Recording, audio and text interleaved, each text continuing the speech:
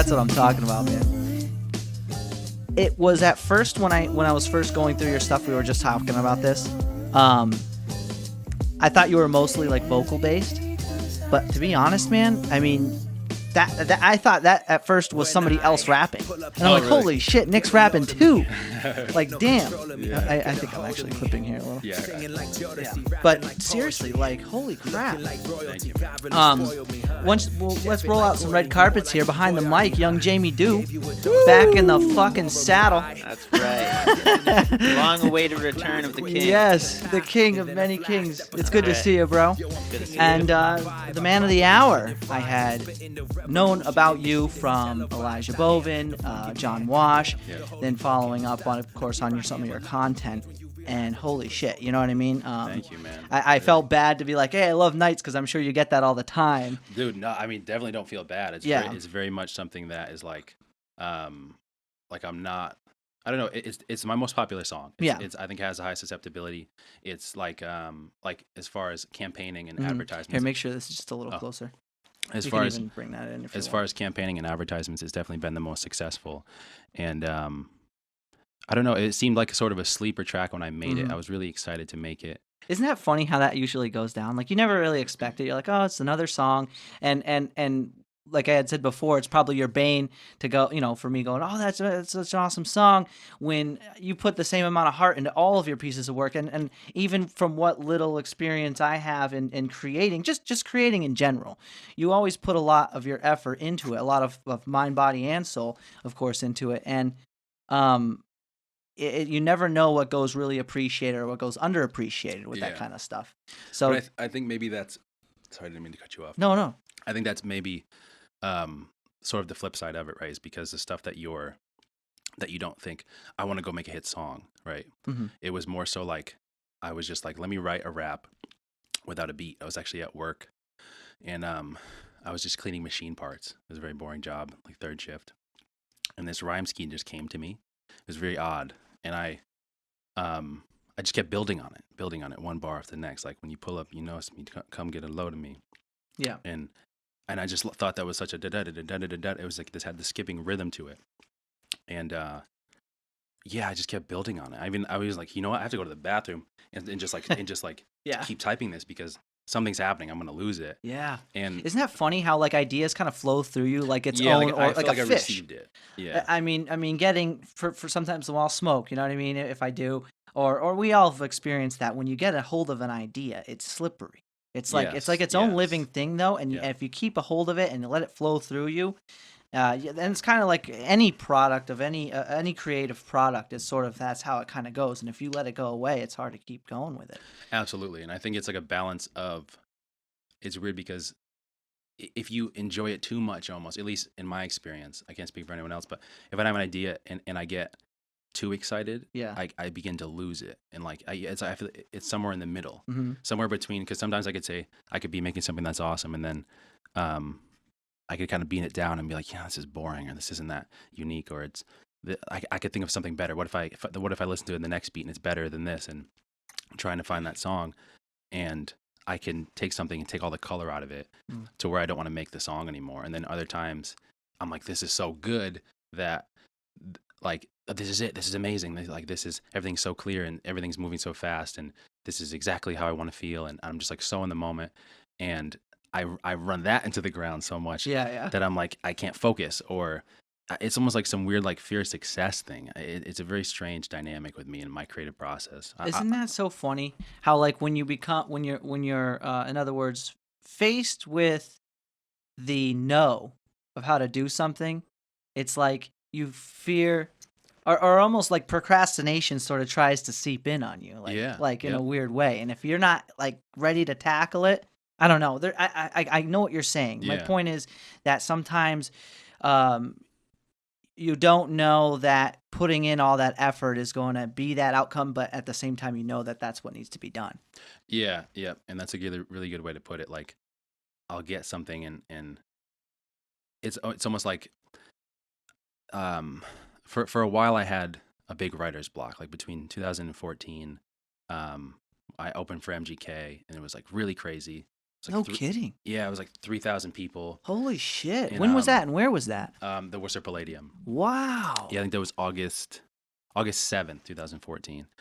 And that was like really That must have crazy. been one of the best experiences of your It life. was. Holy It was shit. very scary. But after I went through it, and afterwards I came out like a totally different person. Yeah. And that exposure though is so yeah. healthy. It's so important. Oh yeah. Like there was no, like I remember being on stage like behind the curtain, Yeah. and I was like, about to go out, and like as I'm walking out, I'm like, I could feel my body like, no, like don't do that. Like, Shit. and I'm like, no, like I like regroup myself. I'm like, no, like Well, because it's life or death. Yes. Like if you yeah. fuck up, that's it. That could Yep. that could and all that these could people scar are you. hungry, screaming. Yeah. There was actually supposed to be 2 other acts before me, and then they're like, oh, so you'll be on within an hour or so, and there's a DJ, everybody's warming up backstage, and then they're like, oh, it's like so and so isn't showing up, so it's actually 1 act. So I'm like, okay, and I made the song the day before called I Don't Want to Wait. Honestly, I can't even remember the name of the song, but I had made it the day before or 2 days before, and I kept messing up the same part over and over again. And I'm like, okay, but I have an hour, so like, let me just rap it over and over, and I'll get it.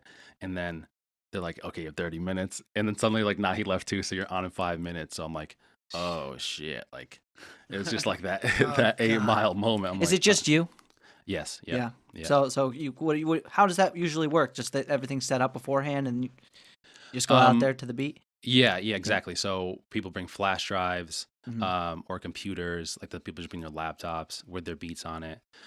It's funny that you say that though, because most of the other acts went on with like 10 other people, No and I shit. wasn't expecting that. I didn't know that was even That's something even scarier that people would do. in a way, because at least you could hide in the crowd if you were with a group of people. Oh yeah, that's You're what, by yeah. yourself. It's like, I thought you were saying like it's scary to go out with people. oh No no, way. I'm saying it. Yeah, by yourself is probably a little bit more nerve wracking because Oh, you're absolutely. the only thing they can focus on. And I was the first thing, and these are people who are like they were. Oh, you were the first opener? Yeah, so like No everyone's shit. really impatient and like, oh, sorry, someone's supposed to come out, and then the crowd's like waiting for it, and then like, oh, they're not coming out, and so the crowd's like, what's going on? And now I'm supposed to go down there and like figure this shit out, and honestly, it just sounded like an amusement park. Oh my god. Yeah, like I'm up there hearing people screaming, and I'm like, oh my god, like I gotta go into this shit, and like I'm honestly like not the biggest MGK fan, so to open for him, it was like I think his music is dope, but it's not like what I personally am into. And so, in other words, the fans they wouldn't be my fans. So it felt like I was going into like some like,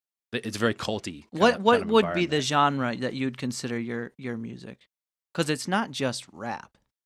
It's like hip hop. It's like new age hip hop. I would say like at least the opening song that we played to start the podcast sounded like a lot like Mac Miller's Posthuman. It's album. funny that Jeremy said the same thing about the vocal part, maybe. Okay. Yeah. For sure. But I'm thinking of like Louis the Child, Quinn 92 type of like vibe with heavier on the rapping though. Like you do a good job of incorporating those two things. It's actually one of my favorite things personally. This is me, so I'm very biased right now. Yeah. One of my favorite things about the newer kind of music is that heavy vocal mixed in with some of that stuff, and you do a good job of using what you got to kind of portray that. Yeah. Like I was, like I said, I listened to Nights first time. I'm like, this is pretty good. Like, but then it grew on me. I'm like, shit, because I saw everybody got their Spotify 1 year. Yeah. Recently, Yeah. and That's so fun. everybody's sharing their thing, and I see like people, Nights was their first one, quite a few people. I'm like, shit,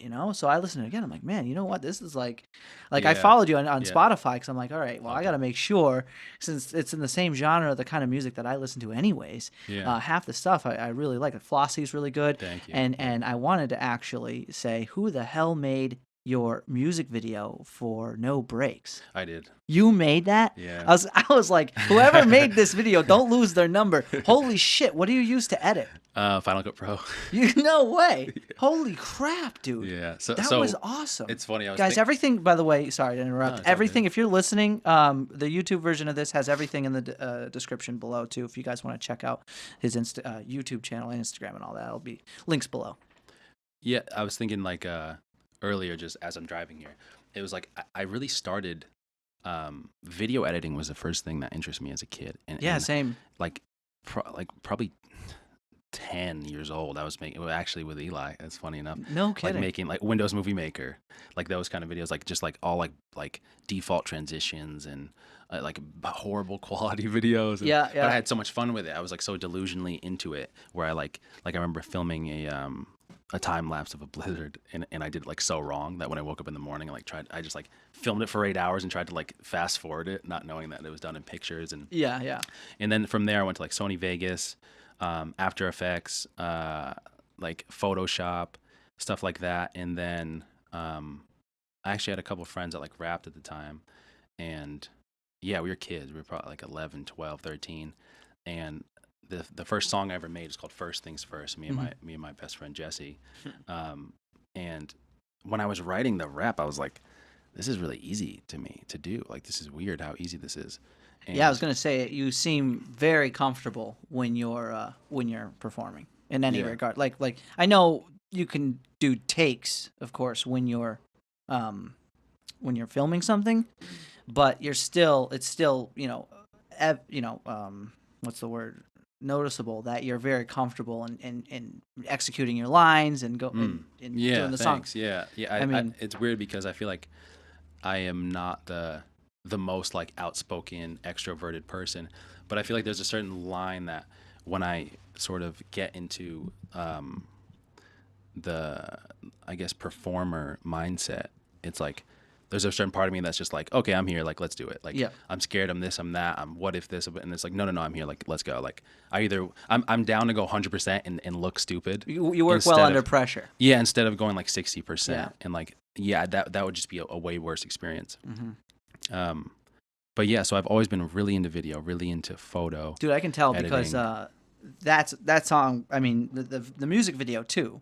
Like you must have a green screen and Yeah, stuff like that. It was just an Like- Elgato. It was just like the streamer one. It's very small. Yeah, Yeah. dude. Because at first I'm like, all right, well, this is like very polished, and I was already impressed. And then you're floating on a cloud, and it's all it's the little things. It's the little things, because of course that's not like a huge deal, but the fact that it was done by somebody obviously probably low budget production, because it's just, but it looked like high budget production. Yeah. Like I think the green screen was probably, well, besides a camera, Of course. Yeah. The- What the kind of, green- what do you use for a camera? Anyway? Little secret concoction. No, I'm kidding. No, So it's an A6500 Okay. with a Sigma 18 by 35 millimeter lens, and Nice. that you need a. Is that Sony? Yes, Yeah, but you need an E mount. I think I'm saying this right. I think you need an E mount adapter for the lens because Because it's a it's Sigma micro lens. Four Thirds. I'm not even sure, to be honest. Is it a mirrorless camera? The one you Yes, use? Okay, yeah. so it's a micro Four Thirds. So you probably use a camera for an actual DSLR, rather a lens for a DSLR, and you use an adapter for it. Yes, I'm assuming. Okay. maybe. I'm not Yeah, sure. because this is a micro Four Thirds as well, so mirrorless. Okay. It's a little- Yeah. It looks funny too because I don't know if you've seen the A series, like there's a A7 like Mark III and stuff, but the 63, 64, 6500 is a very small camera. It looks like a very handheld, and the lens is just a cannon. No kidding. Like no pun intended, not Yeah, cannon. You know what I mean? yeah. Like, and so like it's hard to put it on a tripod or something because it's just so like front heavy. Yeah. But that specific combination I found after researching, I thought, okay, I'm gonna get the camera. I want to make my own videos, and I'm down to drop a couple $1,000 on a camera because some people pay that for a video, and I can do that myself, and I can make as much Right. videos as I want to. And so I just looked up reels and reels and reels until it was like the most cinematic looking. And so for some reason that lens just has like this sexy look to it. That and combined with A6500, I was just super happy. with it. I've been staying away, in other words, because I love my camera gear so much. Like I haven't, in other words, how well I've been staying away? Very well, because I bought all of the stuff that I have here since back in 2014 or 2013. It still works really well. Yeah. It's not 4K compatible or anything of that nature, but God, you know what I mean? It's amazing how much you can spend on just a lens. Oh yeah, and then like the adapter was like $400. Yeah. I can't And even put then- the lens on the yeah, camera. and then you need the even just the memory chip, if you want a good one. This is a little bit more taxing because like when you're doing projects or music videos or skits like I was, you only need a couple, 32, 60 gigs or something like that. When you're recording, up to 3 hours worth of footage, Yeah. it's a little different in that regard. But that kind of stuff, because my next endeavor now would make this a multi-camera show. Yeah, I mean, that'd it's be dope. I already was 2 thinking that already, cameras. if there's a camera on him. Yeah, there is a camera on him, Okay. but that camera is manually edited into the podcast versus having maybe something that for you, Jameson, you would be like switching between who's talking Yeah. down the road. With like OBS. Or something. Yeah, they actually Black Magic makes a really sweet mixer that's literally like this big versus the ones they had back in the day, which were the size of this table, and it cost $6,000. You know what I Yeah. mean? Like you can That's buy one not- for $300. It's this big now. Yep. It has fucking Yep. like 10 buttons on it. Everything's done. Plugs into the. It's got 4 HDMI ports and all that. But that's the tech mumbo jumbo. So what's the next move, Nick? What are you working on now? You said you were working on something. Yeah. So for me, I don't know why. Whenever I approach the idea of an album, I get this like stagnating energy that happens, and I'll end up making 1 song and 2 songs, and then it's like it seems to pull away from me. Like that's why I ended up making 17 singles this year, because No shit. I didn't even know it was that many either. I was Wow. like, whoa. I was like, oh, you know what? Like, I guess Maybe I'm I not should- slacking off. Yeah, Like, maybe I should do a full album. yeah, exactly. Because if I just put those all into one, Yeah. right? But mainly right now, like I said before, I think before we started recording, is that I'm with my friend overseas editing a video that he has for a film course he's taking, and doing that and doing like heavy compositing on it and effects and green screen. Where is he? London. No shit. Yeah. No kidding. Yeah, my boy Jesse. Shout out Jesse. I know you're watching. That's awesome, dude.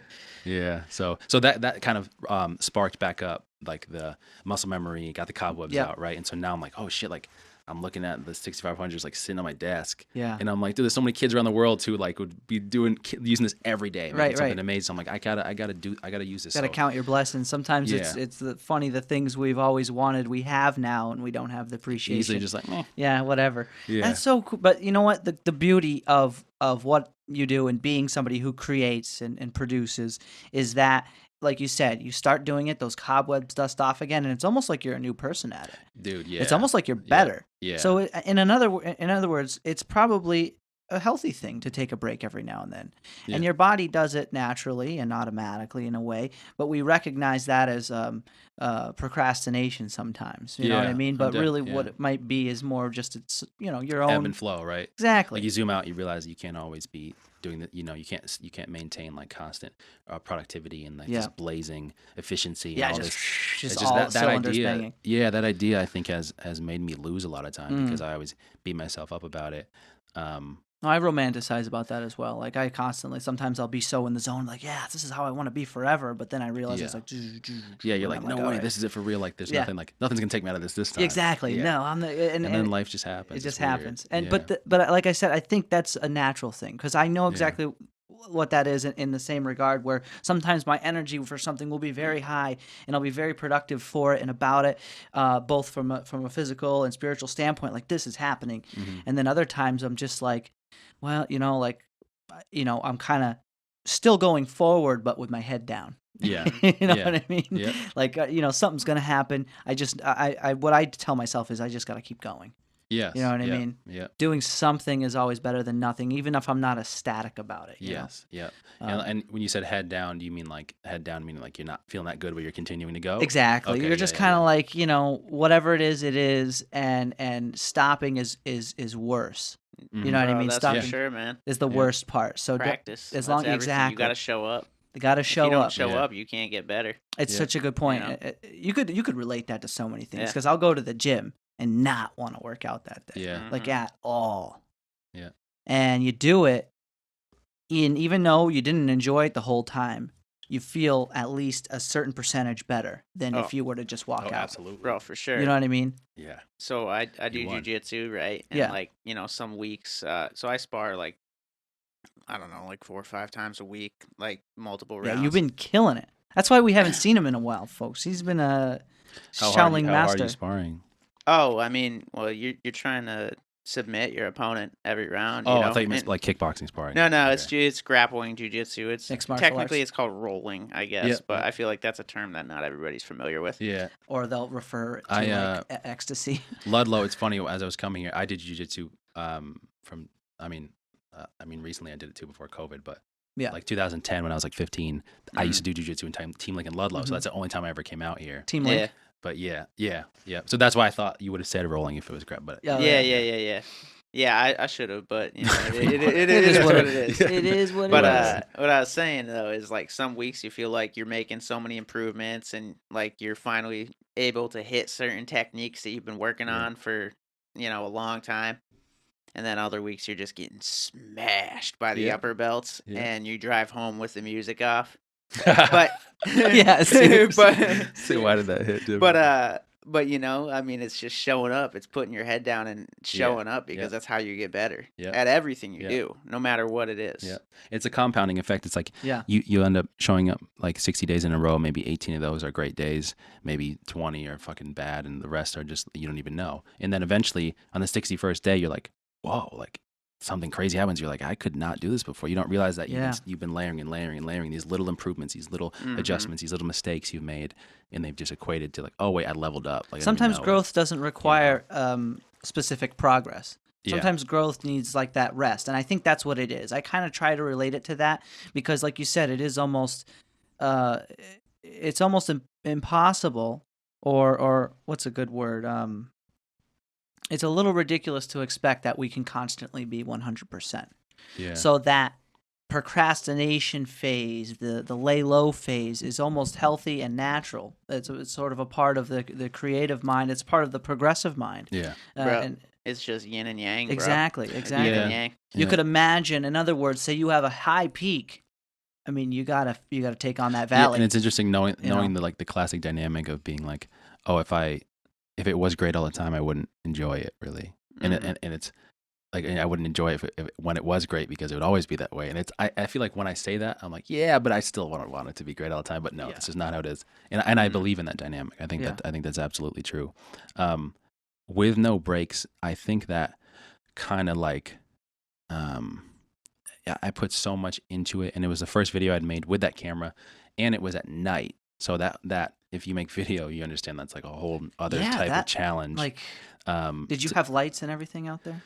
No, I had like one little light I brought with us, but we ended up not really using it because it ended up like. Well, you have to be a Final Cut Pro master. I'm gonna just say it now because I use Final Cut Pro as well. Okay, yeah. And if you're telling me nobody was holding that camera, you've officially blown. No, my fiance was. Okay, yeah, okay. Yeah. I was gonna say. You said lights, right? Did I bring any lights? Well, the lights too, yeah. Yeah, no, I didn't bring no any lights. Really. We just used what we had. I there. love the spot you used. And, what's the location there?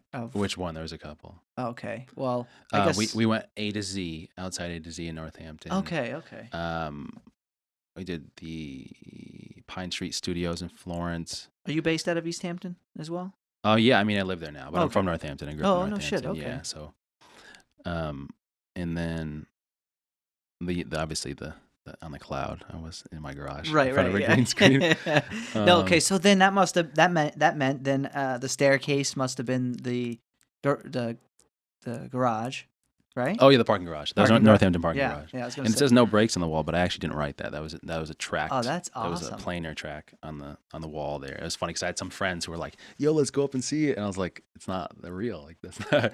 But I was like, "That's good. That means you did a good job." That there? Yeah, it was written. No shit. Yeah, it's not real. It's just CGI. Like wow. Yeah, it's just text that's all tracked. with Final Cut. Yep. No yeah, shit. a lot of like plugins. I thought I knew how to use. I thought I knew how to use Final Cut. It's funny because I feel like this stuff in After Effects or Premiere would be, or even like DaVinci Resolve. Like there's other programs that kind of start at the place that I'm stretching Final Cut to. Yeah. Like I'm figuring out these crazy ways to make it happen. When in After Effects, it's just like it's already like built into the program. Oh, so you use some After Effects too with that? Not with no breaks. No. Oh no. Okay. No. Wow. But recently I've used it because RotoBrush 2 came out and it's crazy. Like tracked masking essentially. Is that essentially an update on After Effects? Yeah, like there was RotoBrush 1, but it was pretty whack. Okay. Like RotoBrush 2. I've never used After Effects. Yeah, I hate it, to be honest. Yeah. I hate the workflow. I hate how it looks. It's very it just feels very. I know you can do cool shit like lightsaber effects and like gunshot and stuff. Yeah, I mean you can find that's the thing is like I guess what I'm saying is I'd rather figure out like a 10-step workaround in Final Cut than like a 2-step like straightforward in After Effects. I've always appreciated about Final Cut is that there is such a high ceiling for what you can do with a Yeah. $300 software. Yeah. That's like very cheap Yeah. compared to Sony Vegas, Yeah. right? But Sony Vegas is pretty high end.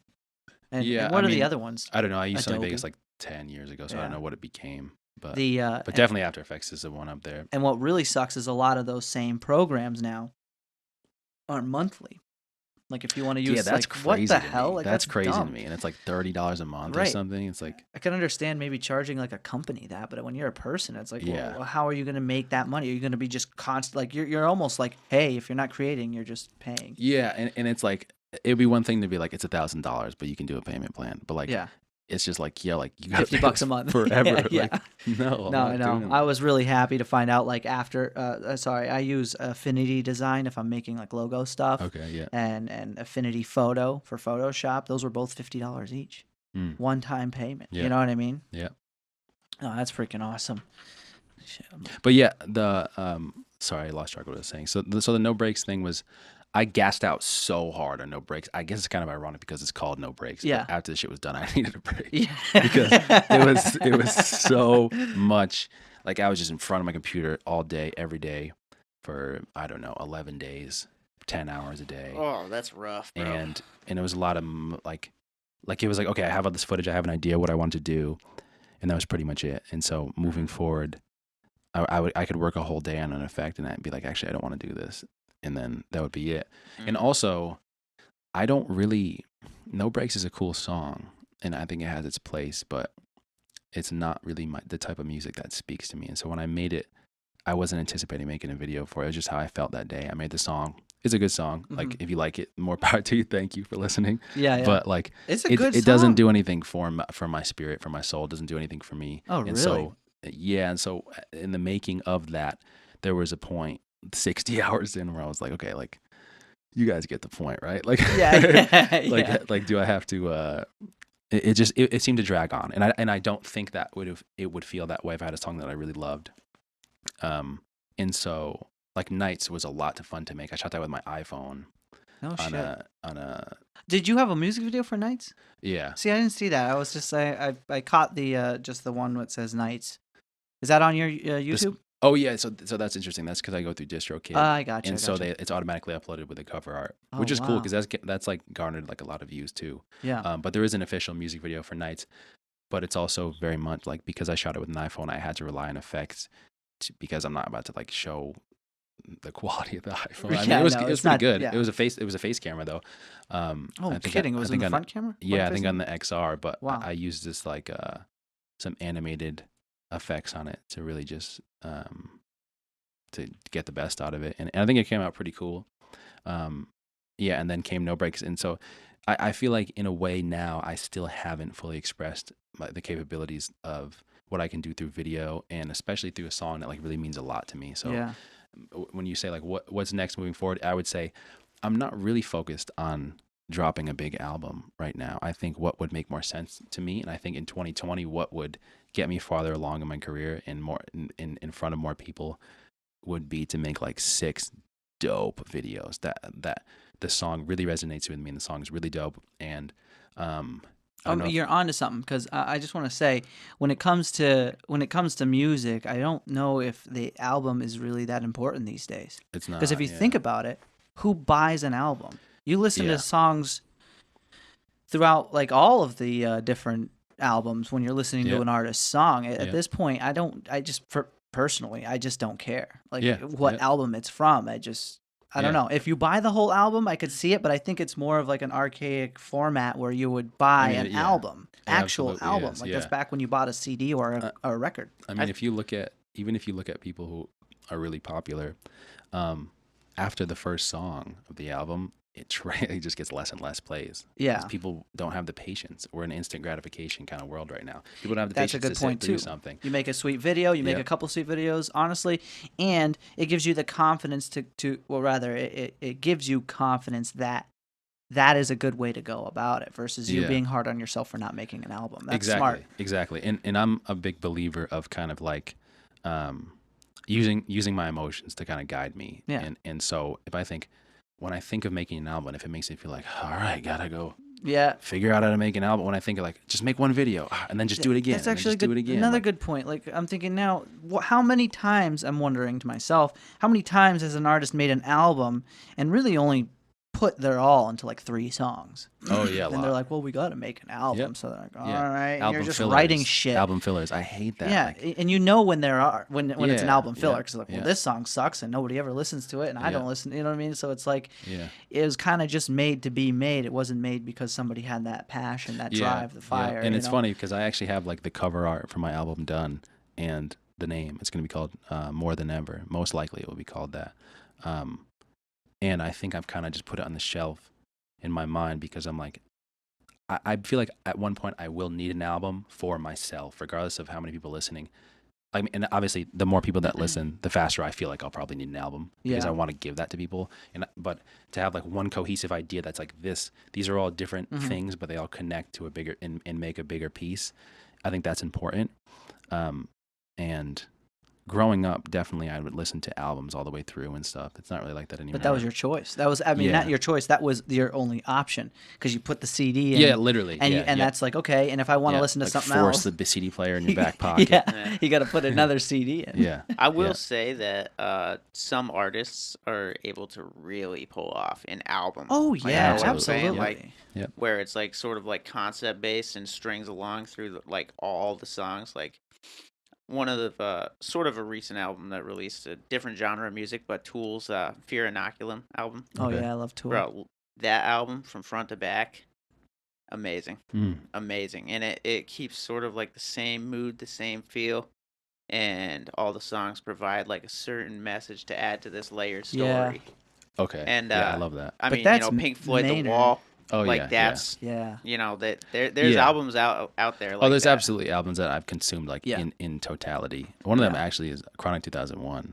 It's hard for me to listen to that without listening to The whole multi- thing. Yeah, pretty much. And having skits. I remember growing up and that was like really big into skits. I never did it myself, but I always thought it was such a fun thing to do. What with the song?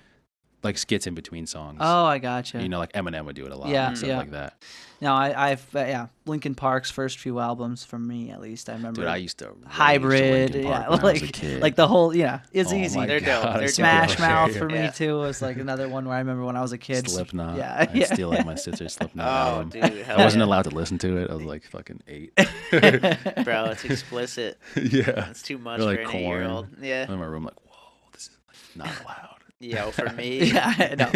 I felt the same way because I used to listen to Eminem and like Stan came out when I was very young. You know what I mean? And I was like, man, this song is heavy. You know what I mean? Like I would be like, whoa. yeah, we used to sing that in your garage. We used to sing that everywhere. That was Yeah. started in Brian's room. Shout Yeah. out to Brian if he's Oh listening.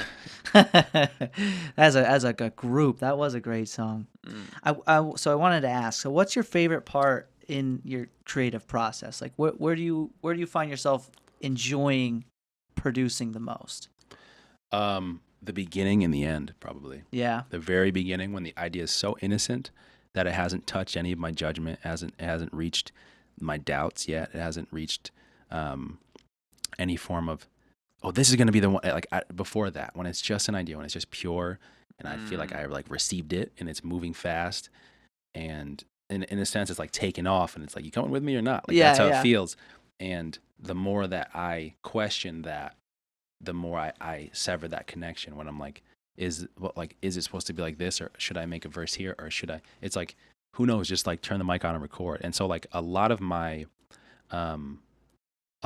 songs, I'd say 9 out of 10. I can't really think about when I wouldn't do this, unless like with Nights I wrote in silence, which helped, because when you write in silence, your words are naked. So like, What do you mean in silence? like with no beat, Oh, gotcha. or just a metronome, or no metronome. Wow. And I'll just write like that, because then all my words have to matter and they have to make sense with the sentence before them. And I end up coming up with like the coolest punchlines when I do that. And I like it. It's a good practice for me. I wish I did it more That's often. awesome. I always think to myself, well, if I were to ever make a song, I feel like I would need first the beat and then. Yeah. So, Yep. That's do you interesting. sort of write it like almost like a poetic, like sort of poetry type of deal, where you like Well, what's now, your writing style? So my usual process is I'll listen to beats, and I've been singing a lot recently, and so I'll end up singing or rapping like a cadence, and it was kind of cool because I saw this thing with Sampha and Alicia Keys on Netflix. I can't remember the name of the show, but it was a few people recording songs together, and it showed their creative process. And I thought, oh, that's so dope because that's what I do. And I literally like rap, and it's funny, like all my closest friends and family, they know if I show them a voice memo or something, it's like gibberish. Like I'll be like, and then talk, and then the way, and then so, and then because and then and then same thing with the singing. And then it's hard to explain because I'm not really sure what it is, but if for me it feels like naturally I can do that, but at the same time it's like must just be from all the practice. Like I feel like I know when I'm in pocket and out of pocket, and if something should go left or right, like I can feel that. And so I'll be like, this beat's dope, it's inspiring me. So then I'll just hit record and I'll go as long as I can. Try to fit it. Yeah, and then I'll subconsciously be like, okay, so now I'm 8 bars to the verse, and now I'm 10 seconds from the chorus. So now I should do something that sounds like the ending of a verse that would launch into a chorus. And it's like I said, it's gibberish most of the time with a few words here and there. Right. And then I go back and give it actual words over that structure, and that's worked out a lot. So that's awesome. yeah. I've always been completely enthralled by the music making process because I mean, creating in general is a very fulfilling thing to do. But when it comes to music, it can be really quick sometimes, or it can really just take you over. And you know, since music again is the most popular thing in the world, and for a reason, you know what I mean. It's not just for no reason. It's just there's a deep connection when you're listening and feeling things dude. out. If you look at like 40,000 people in an arena going nuts. Like, I don't even care who's making the music. I don't care if it's someone, whatever the substance of the music is, if they're considered a real musician or a pop star or a ringtone rapper, it doesn't matter. When there's that many people going nuts, like that's what I'm here for. Like that's the feeling I want. It doesn't matter what you're playing. If everyone can get together on one frequency and just go nuts to get like that's music. And I think performance in general that's like Ed Sheeran said it before, and I agree with him on it, saying like the album in your music should be the like taste tester. It should be the preview for people to want to come and see you live, because I think music ultimately is like a ritual, right? Like you're going here to shed all the things that you've been holding on to, and to just like feel cleansed and feel collectively, and feel a connection with community and meet new people and dance and just say let tonight let it all go. Yeah. And so I think that's the ultimate that's the end goal give for my yourself music. To the music, you know what I mean? When you're really listening, you just give yourself to the music. It's a real destroyer of the ego. You kind of just become one with your environment, and it's a very specific relationship you start to cater to in your environment, because it's just like, and it's different than most. And I think that's why people feel such a strong connection with their favorite musicians, and they feel like they know them genuinely, especially with people who are very honest in their message. And when you have something like a rock band or something who might write something more poetic, it's that same connection, but it's different. I think when you have people who write raps and it's literally just like words, like you're still being poetic, but like you're also telling a story, and it's a bit, in my opinion, more on the nose than writing in like some kind of subliminal. That's lyrics. Almost what's lost in a sense these days, is people will go instead for the catch, the beat, the absolutely. Hook. And they don't have any substance other than just I think you can do noise. both. I think you can say bullshit, and as long as you say it with and you really believe it and it sounds good, then people are gonna dig it. And so, in my opinion, I'm like, you might as well just say what you want to say too. Of just, absolutely, it, you know? Absolutely. It's hard for me to write songs that are like what I think people want to hear. But I say it's hard, but I also try to do that. And that's why I know it's hard, because sometimes I find myself going down that road. And it's probably not a good one to go down, because it's like, how would you ever know what somebody wants to hear? You almost have to be a little bit more catering to yourself in that instance, and be like, well, what do I want to do? What do I want to say? Yeah, what I want to let out, what I want to let go of, what am I going through now? And what have I seen before? That response might, I mean, in your experience, does that yield a better outcome? When you kind of let yourself decide what you want to say and what you want to do? Yeah, I think I write faster, and the song is more grounded. It's more real to me, and I have a better experience overall, and I doubt myself less when it's something that I really mean. But I also have times where I like try to do that, and then it ends up being too, like, I can't lie. There's definitely times where I'm like, people don't want to hear this. Like, I definitely think that, like, because I'll write the same kind of music, but it's so weird because then I could run into an artist who does that exact thing, and they just speak their mind, and it's something that even might not even make total sense, but it just makes sense to them, but it becomes a wave because people are like, that makes sense to me too.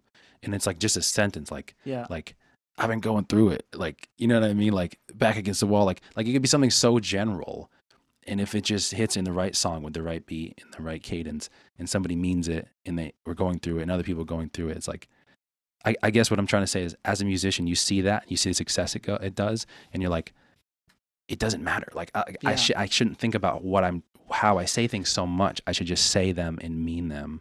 That's what I was going to ask is like, do you find a way out of that? Because I feel the same way about making like podcasts. I go, who the fuck wants to listen to this? Yeah. You know what I mean? That's but a natural thing. It's kind of, yeah, exactly. I mean, I'm just glad you're saying it because I feel better, a little bit better. Because like when I'm producing things, I really, honest to God, I mean, my favorite part is kind of, getting things ready and in the beginning as well. And then by the time everything's done, because I love the editing, like we were just talking about, because I'm a big fan of editing as well. But at the end, it's like, who the fuck cares? Yeah. You know what I mean? But people do, and I do appreciate again everybody's awesome support and all that stuff. I think it really means a lot.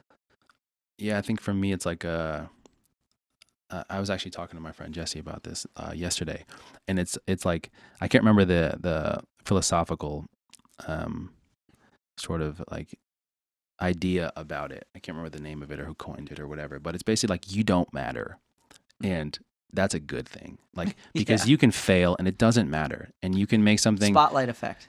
That's what it is. I okay. think. So I so a short video I saw about it. That might be it. I could be totally wrong, but in other words, people aren't so nervous that they often will convince themselves that they are the center of what's going on. They're the main character. They're the main character. Everything, all the focus is on them, yeah. and all their flaws are aggressively pronounced and demonstrated to the world. When the reality is nobody's paying any attention to those things but you. Yeah. So those flaws aren't as displayed as you might think. Do you want a little bit more? No, I'm good. Okay. But actually, that's kind of like very related to like your writing process. How like when the idea first comes, you're into it, right? And I really liked how you said like before it touches my judgment.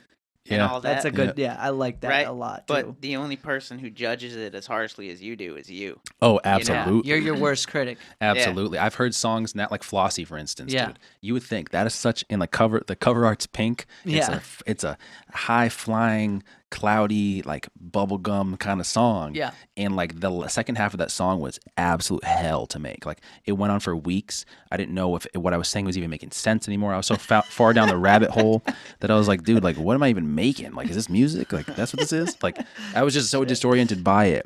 And now in retrospect, and then after it released, people liked it. Some of my friends loved it. And there was always like, I don't know how much you edit audio, but I guess editing anything or creating anything is probably something that you could equate to this. It was like, I was like, here comes that part where like I took that breath here, or I couldn't nail it like this, but I just let it happen. And so I would like cringe kind of at certain points within the song. And then I didn't listen to it for a long time because of that, but I knew it was good. And then I had other people tell me, oh, it's so great. And I listened to it and I'm like, where are the mistakes? Like they're not here. Like it was just me squeezing that idea so tight that all I saw was the things that I thought were wrong with it. Anything for long enough and hard enough, you'll find flaw in it, bro. Yeah. The more you zoom in, the closer you get. Yeah, it's true. Yeah. It's true, especially with your work. Yeah. You're, again, like we were talking about, the greatest critic, and you're the creator. Yeah. So you knew where you had to adjust here, touch there, and so they're in your head, even though you might have found the flaw and fixed it, it was still there and it still exists. Mm-hmm.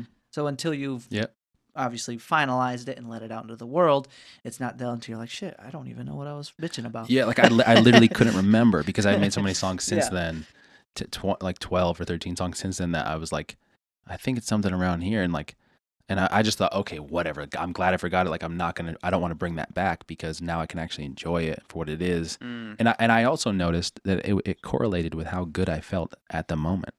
Like, how good I felt when I heard my music, how the setting of my life was at that moment is how I would perceive it. It was very interesting, like sometimes I'll just like, if I'm in my garage, I have like a double end bag and heavy bag and everything. And sometimes I'll be in there, like I'll smoke a bit and I'm just like kicking the shit out of the bag, sweaty, feel really good, feel like a champ.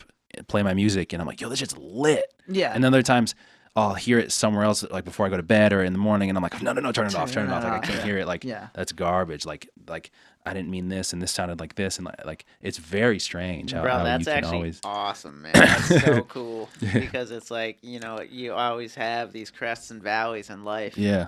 You watch yourself. In other words, and to relate that to sometimes when I'm going over the YouTube stuff or watching myself on the YouTube, watching myself talk on this channel, right? The YouTube. The YouTube. What do I call it? The podcast is what I meant to say. The YouTube. And it's like, who is that? Okay, You know what I mean? Yep. Because of course, who you are more often than not depends on your environment and what you're doing. Mm-hmm. And especially when it comes to a song, it's no matter how you spin it, it's very on purpose. Yes, yeah, that's a good way to put it. It's very on purpose. Even the conversation we're having right now, as relaxed as we try to make it and everything, there's kind of a, all right, we need to talk, because if we decided to stop talking, it's kind of weird, you know what I mean? Yeah, yep. like there's an idea of this that has to be maintained. Exactly. And then there's like, so when you see the shadow of that, deep, yeah, we are going deep. But no, when you see that, because it's not, you don't always relate it to you. You relate it to who, the idea. A you that once existed. Yeah, in a way, which but really what's freaks you out dope though? sometimes. What can help with the freak out is that other people can see that too. Yes, You're not in that room alone, so to speak. Yeah. You know what I mean? It's very interesting. Like I think it was James Baldwin who said like this thing that you have that in your family is like, why do you do that? And doing that, like it was like the artist's struggle for integrity. And it was like this idea that you're always chasing and you have to do it. And because you can't see any other way of living, and you have to, when people ask you why, you don't know why. You don't know why you have to do this thing. Yeah. And it's leading you in this direction. It's like such a mystical thing to me. And I think it's so dope.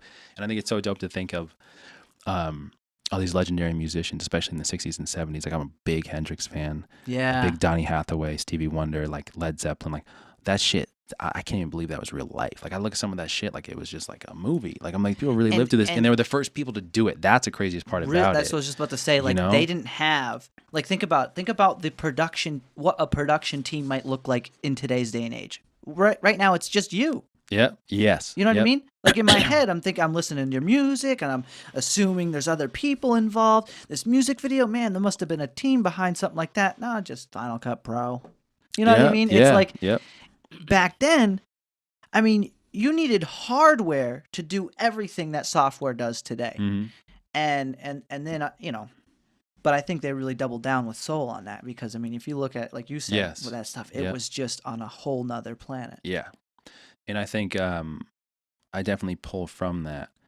And I think for a little bit I was under the spell. Like I was like, I had this like, I'm going to bring that to now. But now I feel more like, no, this isn't then, and that's okay. Like this is going to be it's going to be a mixture of that. It's going to be inspired by that, which is cool. I can live whatever, as long as whatever I perceive it to be, that will become the reality for me anyway. So if I feel like I want to, like, I don't know, I feel like I'm getting really meta, but if I feel like I want to bring people from them and all these people that inspire me from back then and recreate that now, like if I said that's real music and that's what music really was, and that's when it was the realest, and I'm going to bring that back when I make that happen, like, if I choose to do that, okay, I can live through that, and it might feel like I'm doing that for me. But I think that for me, it ran out. And there was like, well, no, I'm still here now, and I'm still influenced by today. I'm still influenced by the society today and technology today. Do you think it's because you don't believe that you're on that level, or? Like, no. in other words, to be somebody who would bring that back? Are you? No. Saying, are you just? I guess I'm saying like it's just not. It just doesn't really pique my interest as much as it did. I gotcha. Like I kind of was like, okay, you know what? Like I'm okay. I'm okay with that being what it was, because and then I guess to get even weirder, it's like for them that was now. It wasn't like they were trying to. What they did is they took now and they made it to what they wanted. So that's for me to do the same thing now would be to recreate that instead of trying. It's probably a smart. I get exactly what you're saying. You know? It's far smarter, in other words, or more intelligent. That is to be the now of that, because obviously this will one day be the past, and people will be like, I want to be like that one day. Exactly. You know what I mean? Exactly. Because it's just, I don't know. It people can put way too much effort into focusing on what motivated them instead of becoming their own motivation Exactly. sometimes. And I think with that example in particular, like vintage kind of stuff, like, And it can lead to um, letdown. It could lead to a letdown because yeah, obviously you have to be the best that you can be. You can't be the best that Led Zeppelin was. exactly. And, Yeah. and like I just said, like trying to pull from something that could be vintage, I think, at least in my experiences, like I felt like, um, like I could have the opinion, okay, there's no real musicians nowadays and this real music was back then and this and that. But there is so much that can inspire me now, and there's so much I can learn now, and there's so much that's done in music that's never been done before. Like you look at like Hendrix is like my biggest Yeah. inspiration, a guy on guitar, and then you look at people who technically have surpassed that by a lot, but it was for what he did at the time that was so legendary. That's like why he's the craziest guitarist ever. Yeah. But to say to just not look at anybody playing guitar now would be foolish. Just Right, because right. I want to say, like, to close myself off from anything that could give me another avenue to express this like infinite thing that I am and I'm trying to figure out. If I'm going to say no to this and that, like that's just stupid to me. Well, You know? I definitely, I totally like the way you're going about it, and I think really, like, for me, when I look at an artist, regardless of what their form of art is, the most important thing is being passionate Mm. and channeling what's actually in here. Yes, 100%. And Yeah, it's because okay to draw from the 60s, the 70s, Hendrix, and Yep. all that.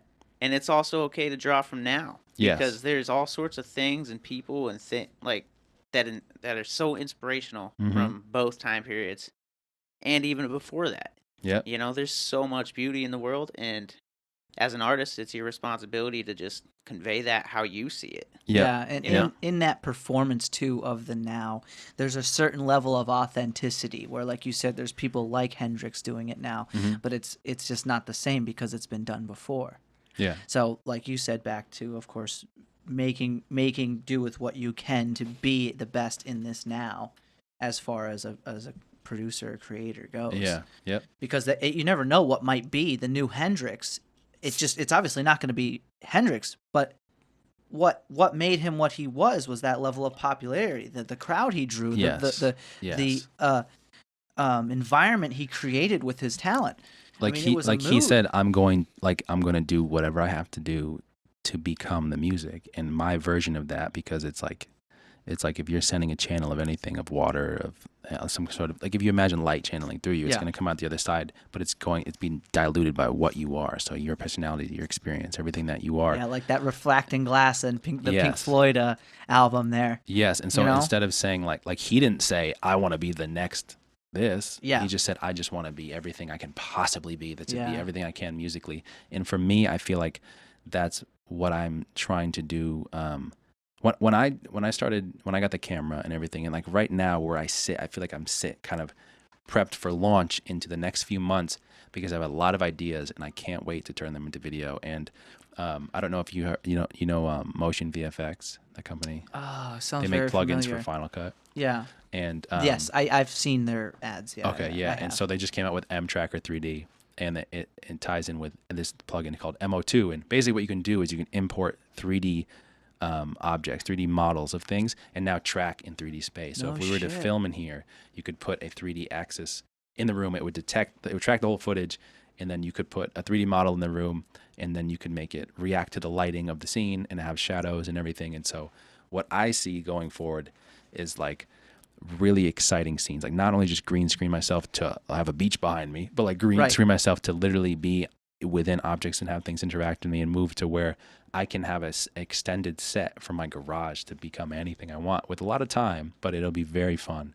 And Well, I can't tell you how much I look forward to that too, honestly, because the fact that you do all that stuff on your own, definitely pursue that. Because Yeah. just to touch base on what you had spoken about before, I really hyped up about the fact that you're kind of in a better, rather in the mindset to create a piece at a time with the music video, because honestly, you're absolutely right. Attention spans are low, Yep. and music's still the most popular thing in the world. Yeah. And if you can provide two pieces of content in one, because it's not only the music, but you also have the visual, and you kind of grow yourself with Yeah. that type of performance. Yep. I wanted to talk to you a little bit too, because we spoke earlier about it. Like, what other live performances have you done? So my first show. So, I mean, if you opened for MGK, I'm sure there was a lot of in between. Yeah, but that was definitely like it didn't make sense for. I don't want to discredit myself, but it was Yeah. like I was definitely like, holy shit, really? Like that's what I'm gonna do. Like it was a big jump. Like I went Yeah. from like 300 people to like 3,000 people. Damn. It was crazy. And do you have like a manager who sets that up for you? No, just me. No, Just no me. kidding. I had one of my good friends, one of my good One-man childhood friends, band. Brian Borges Vega. Shout out DJ BBV. He's Shout killing out. it on the DJ scene. But yeah, so he worked for NB Concepts, and so he had a few connections that were from that. They used to book concerts around UMass and all over like Western Mass, and so he got me into that. And yeah, it was really dope. The first time I ever performed, I was 18, and actually, no, I was like almost 17. The first time you performed? How long have you been doing music in general? Just before we get. So probably 2008. That was the one I recorded First Things Okay. First. How old are you now? I'm 26. I'll be 26, 27 okay. in March. Oh Yeah. shit. Yeah. So 2008, I made First Things First, and then I went like a slew of little. I actually made like 2 mixtapes. Yeah, one was called Big Dreams. One was called A Heartfelt Apology. Yeah.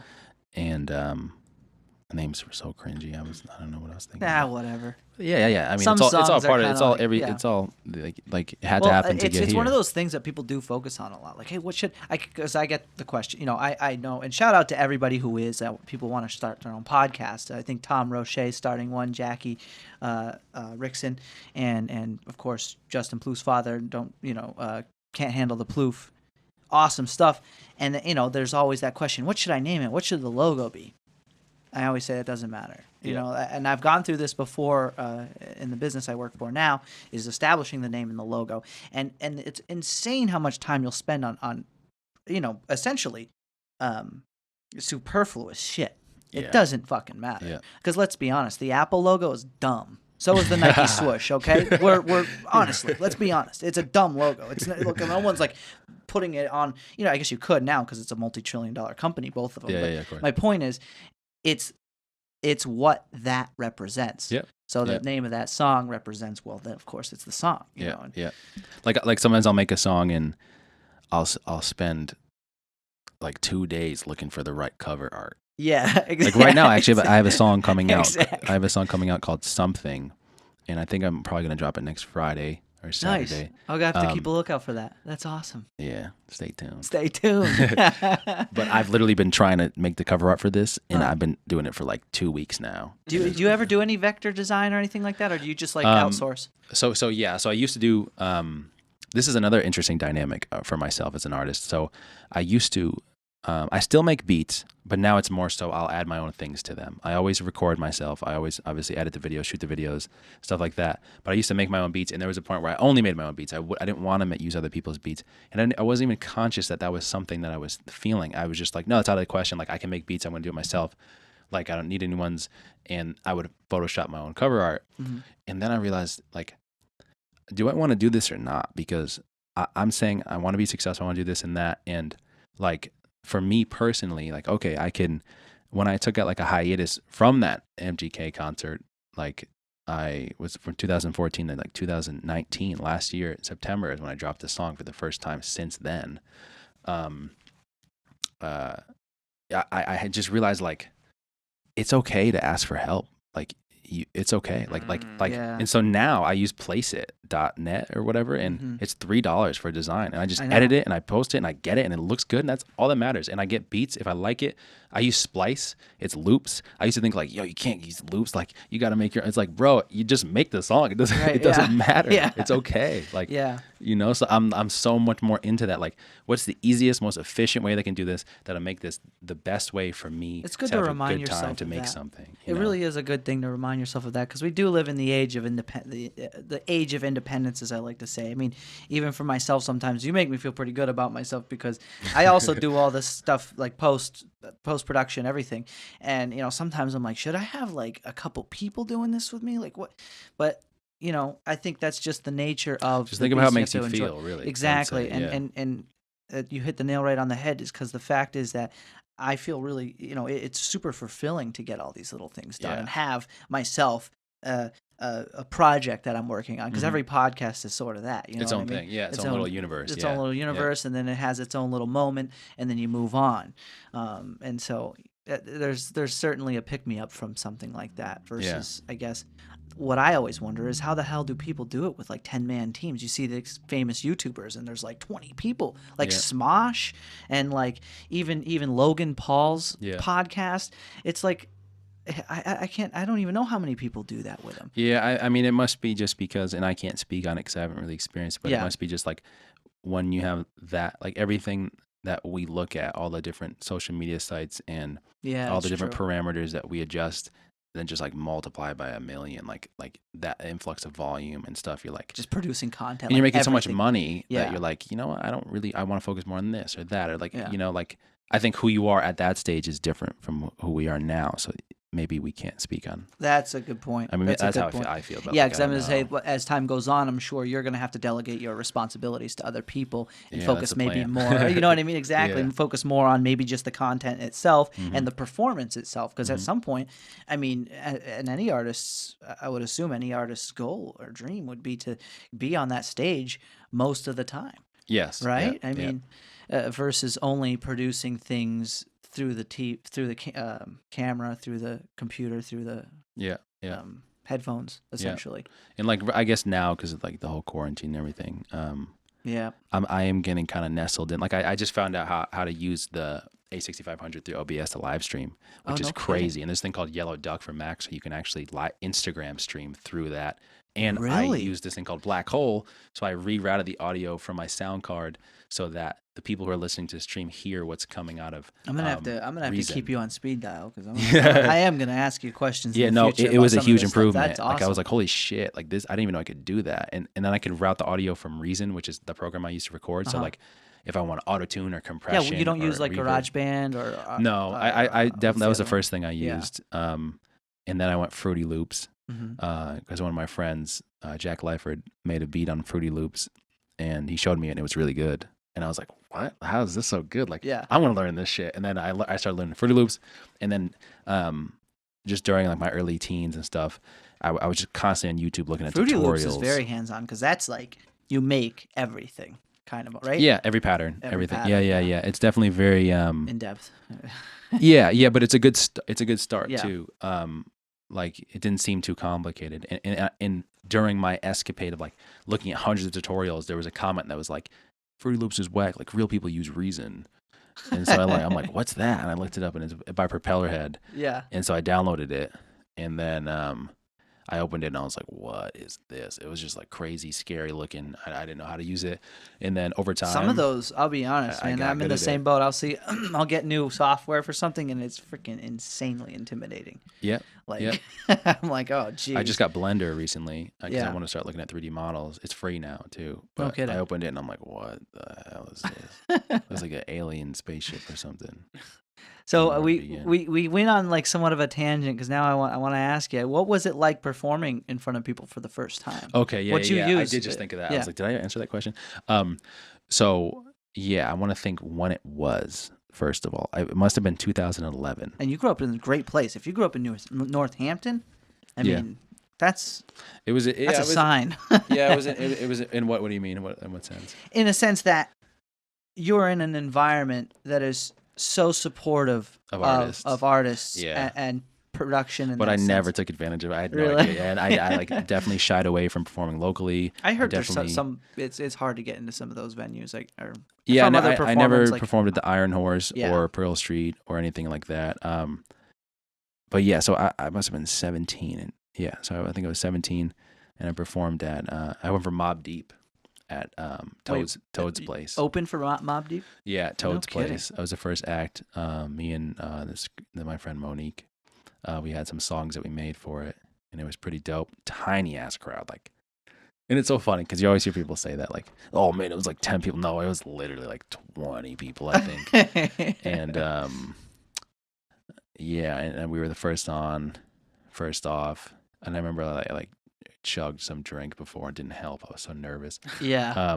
And I like made sure I got every word out, and like I got a blood vessel in my eye Oh because my- I was like, I can't like You're mess so up a nervous. word, you know. And then I got off, and I was like, I went downstairs, and I guess Toad's Place is a pretty like famous, for lack of a better word, kind of play. Like a lot of artists have been through there No kidding. for years and years. Where's So, that located? New Haven. New Haven. I got you. Yeah, Okay, so you and- went all the way down to Connecticut? Yeah, Yeah. yeah, and that was cool too because I'm like, wow, I'm doing this. New for Haven is a music. hot This spot. Is cool. They also have a production team down there, like for filming. Okay. Yeah, Really? I knew somebody who was doing stuff through there. Okay. Yeah, and so there was a lot of like bands had like written their stuff all over the wall.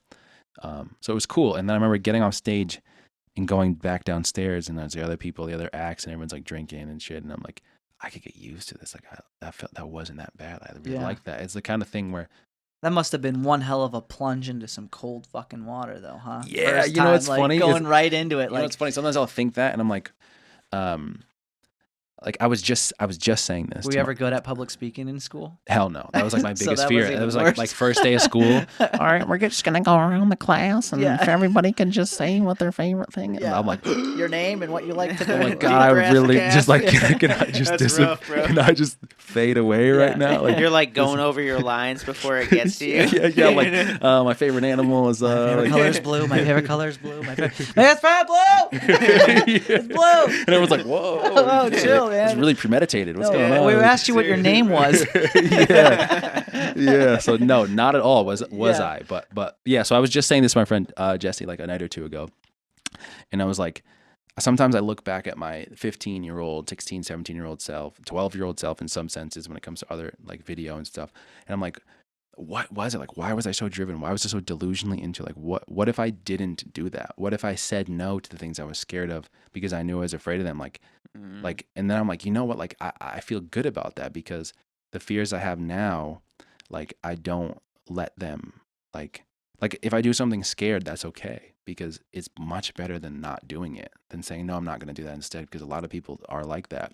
And so I look back at moments like that and I'm like, damn, no, I really did it. And then, yeah, and then I performed at the Middle East Club, I think after that in Boston, at a rap competition. Oh, No that was a kidding. shit show. Freestyle? No. No. Everyone had, it was like, me and my brother David went, and it was, I can't remember exactly the structure of it, whatever. It was like everybody brought one song, and everyone got on stage one after the other, and it was really boom bap. And I like definitely had some shit I could have brought to do that, but I didn't bring that. I brought the song called I Know. It's on my SoundCloud. It was like one of my most popular songs at one time, and just nobody was feeling it. But then I realized, and the crowd was just like, and I was just like, yeah, let's go. And everyone's just like, nah, bro. And like, but at that point, I felt like seasoned. But that's the thing is like, that's what I mean is I'll be nervous, but then when I'm on stage, I suddenly get this weird, like, Who gives a shit feeling? yeah, I don't like, care yeah. because I'm like, I'm already doing something courageous. Like and, I'm up and here. you're almost already fucked. Even like if people don't like exactly. it, like what's you almost, it was kind of like I compared it to when Josh Presby was on and we were lost in the mountains for a second in that terrible weather. Like the only thing that's worse than what you were going through is probably death. So you kind of sized everything up and we're like, you know what? Who fucking cares? Yeah. Because you're you're not looking over the crest of the Yeah. hill waiting Yeah. for Alex. you know you're not gonna die. So at this point, it's just do whatever the fuck you want, Exactly. and live it through. And, You know, and the other the person that was like after me or whatever, like there was a dude who brought like 40 people, and so obviously nobody's cheering for me. Yeah. I can't remember one person, and so like I didn't know. I was like, oh, this shit's rigged. This It was fuck, your- I didn't it was know like that. your mom. That was my brother. Yeah. Like, I get He's holding the upstage. He's microphone, like, yeah, make like, noise yeah. if you want this guy to win. That's kind of You no. got That's how one kind of person. how it was. Yeah. That's kind of how it was. It was like that old school, like, Yeah. and how about this person? How about that? And like, I think I left beforehand because it was like some like random dude. I can't remember. And like, it wasn't like horrible. Like they did like pretty good, but it was just a different kind of music. And then like somebody else won. I don't even know what they won, but that was an experience. I performed at Hinge twice in Northampton. That was dope. That was like a really oh what? Hinge. What's It's that? not there anymore. Oh no, I remember Hinge. I thought you meant Yeah. a Hinge. You performed at Hinge. Yeah. Dude, that place was awesome. Yeah, it was dope. I've seen some awesome like I saw this $3 cover for Grateful Dead. They're a cover band for Grateful Dead. And it was just like a really cool trippy like scene that they had going on in there. But what did they get caught with, like underage drinking or something like that, and they got someone shut with down? weed or some shit. Yeah. So is that crazy? That's such a bummer, dude. Such a bullshit thing to freaking talk about though, they just decriminalized it Yeah. Federally, right? federally. Is it that just passing the House though? Because it has to go through the Senate too. Oh, that's true. Yeah, passing What? the House. What? Yeah. I mean, hopefully it will. I don't know why it wouldn't. I don't know why. it Weed wouldn't either. stocks are about to go up. If though. we're all adults here, it's like alcohol's been legal for hundreds of years, Yeah. thousands of years, I suppose. But It was illegal in the early 1900s, bro. Prohibition. I know that didn't last long, no. Well, that's right? because everybody was like, fuck that. Yeah, I'm it's- drinking regardless of what you say. I know, and that's kind of probably what happened with the last 20 years. Is everyone's been like, you know what, fuck that, you know, like. Yeah, now they're seeing how much revenue they're getting off of it. You know what I mean? Seriously. I forgot what I was just talking about. Oh, well, so you performed at Hinge, and then Oh as yeah, time yeah. went So on, you so Hinge, like MGK was an experience, like an awakening, right? For Yeah. me, it was very much like, whoa. how'd you and, feel? How did you feel about your performance that time? I didn't know. I really didn't know. I went Yeah. on like I went like a rant afterward, like Kanye stream of consciousness thing. Really? Yeah, they like took me off the stage, but No way. Like I wasn't being belligerent, but they just like, we're like, okay, like you're done.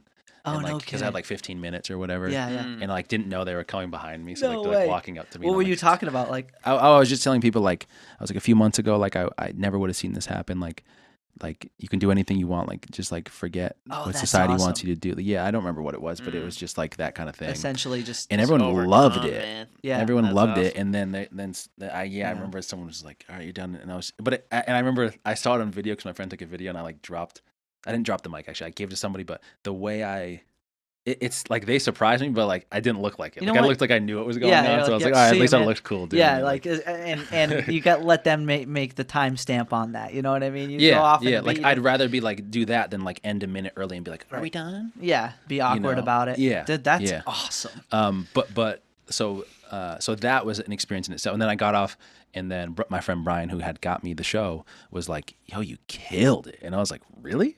Did I?" And then I was like, "Oh shit!" And so then How I long felt- ago was this again? 2014. No kidding. August, okay. yeah. That's when you opened for MJ. Yeah. And then to sort of tie in, damn, I should have been talking like this the whole time. And then it to doesn't tie matter. into it, Compressor. I had 2 shows at the Hinge, and one of them was like the best, most fun I've had on stage, which was different from NGK because that's like the biggest show I had, and I was very proud of myself for doing it. But it was very like, wow, like it was Yeah. such a rush that I was kind of absent for the performance. That's what it felt like, and then it ended. But the show at Hinge was like I was very present, and I was like almost felt like I was in the crowd, like I was kind of vibing with everybody. Everyone was dancing, everyone was loving it, and I probably knew like half the people there, which was cool. And I got like free drinks the whole night, and so like afterwards, I just remember feeling very connected and very appreciated for what I made, Yeah. and it was a lot of fun. Have you performed since? What That like live? That is. would be my last performance? Honestly, chronologically, I'm not sure what was it the last, but around that time, yeah, No kidding. Yeah, so that- it's been a bit. that might have been a that little might have bit. been the last. But at least you've still been producing ever since, of course. Oh, you know what? I think the Middle East Club competition, that was after that. I Yeah. think that was the last thing. Yeah. No shit. Yep. I still been not really producing much. I mean, I used to, like I said, I continued down the path I was going. I tried to, after a few years, go on and just like continue where I left off, but it didn't really work. And also like around 2014, 15, when I stopped making like songs and releasing them, that's when I had this sort of psychedelic period in my life where I delved into like old school music. Yeah. And like really got fond of Jimmy, and I was always into like soul and Motown. My dad was always really into it. He grew up in New York, like in the 60s, Yeah, which was yep. cool.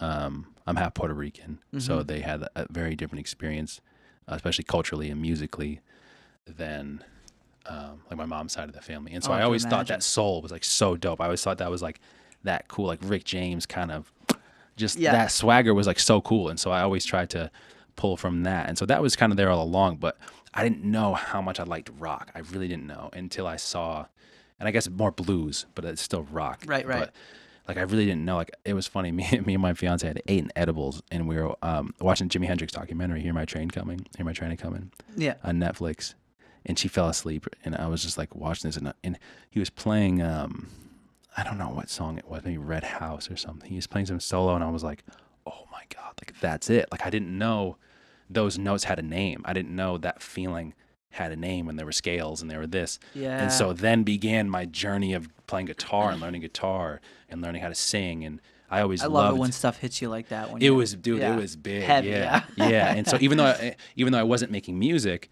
I started to learn how to sing. I started to learn how to play guitar. And so I was So like, you know what? you I'm going to didn't be. sing beforehand? Like you would only rap in the past? Yes. Oh, no Yeah. shit. Dude. Yeah, I Good started for you. singing in like 2016. I started practicing.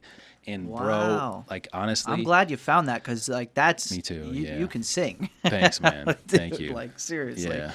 that's one of like my favorite things about your content too is you have really good. There's this other guy I ran into. I think it's like his name's Nick something, but it's NIC and that's it. And that's but he also you probably haven't heard of him because he's also really like low. You know, and but he's not even from Small. around here. But Yeah. my point is, it's crazy to see how refined so many artists are like yourself and how in the grand scheme of things it's like I always say to myself like when I have an artist I'm like wow, you know what I mean, like you would think with what you've done it would have gone further. Like what do you Yeah. think the big difference is between them, a lot of local artists and a lot of more famous artists? Advertisement. Just advertisement. Yeah. I learned that actually.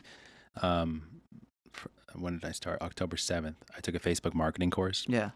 And actually, I should put you onto it because it would. Yeah. I'm sure for what you're doing here, it would change the game. I had no idea. Really? What is it Yes. called? What is it? It's called something like it's really spammy sounding. It's like Yeah. Spotify Superpower course or like something like that. Right. But it's Andrew Southworth's course, and it's fucking phenomenal. I think it was like $100, and it just teaches you how to. And I know I probably could have found the information through YouTube anyways, but I was like, no, I just want a clear, concise course and just like All do one this, do spot this, kind do of this. thing. Yeah, and so I've done conversion campaigns. So using the Facebook pixel, I make a landing page for like nights per se. Yeah. And on the landing page, there's a pixel so it can tell who visits it and who clicks on either Spotify, SoundCloud, Apple Music, etc.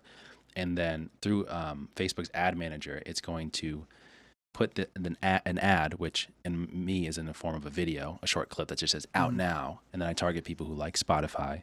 And it goes on Instagram stories, Facebook stories, because Facebook owns Instagram. So it has control over all this, puts it in front of people, and then automatically refines based off of the budget that I give it daily. Like puts it, obviously, you put it in front of 100 people and 10 people click it. Like it's going to look at those people and it's going to say what those people have in common. Where are they from? How old are they? What's their gender? What's their location? I actually did release a Facebook ad for this, and the analytics are great. Like, what kind of campaign did you use on it? It was just like a. I use link click campaigns a lot. I spent hundreds of dollars on them and they didn't do shit. You get a lot of bots and stuff. And so conversion is good because they'll see it, they swipe it, and then when they get there, and then they have to go to Spotify or Apple Music or something. Or YouTube. Or anywhere. It's like it's like the equivalent of making a sale.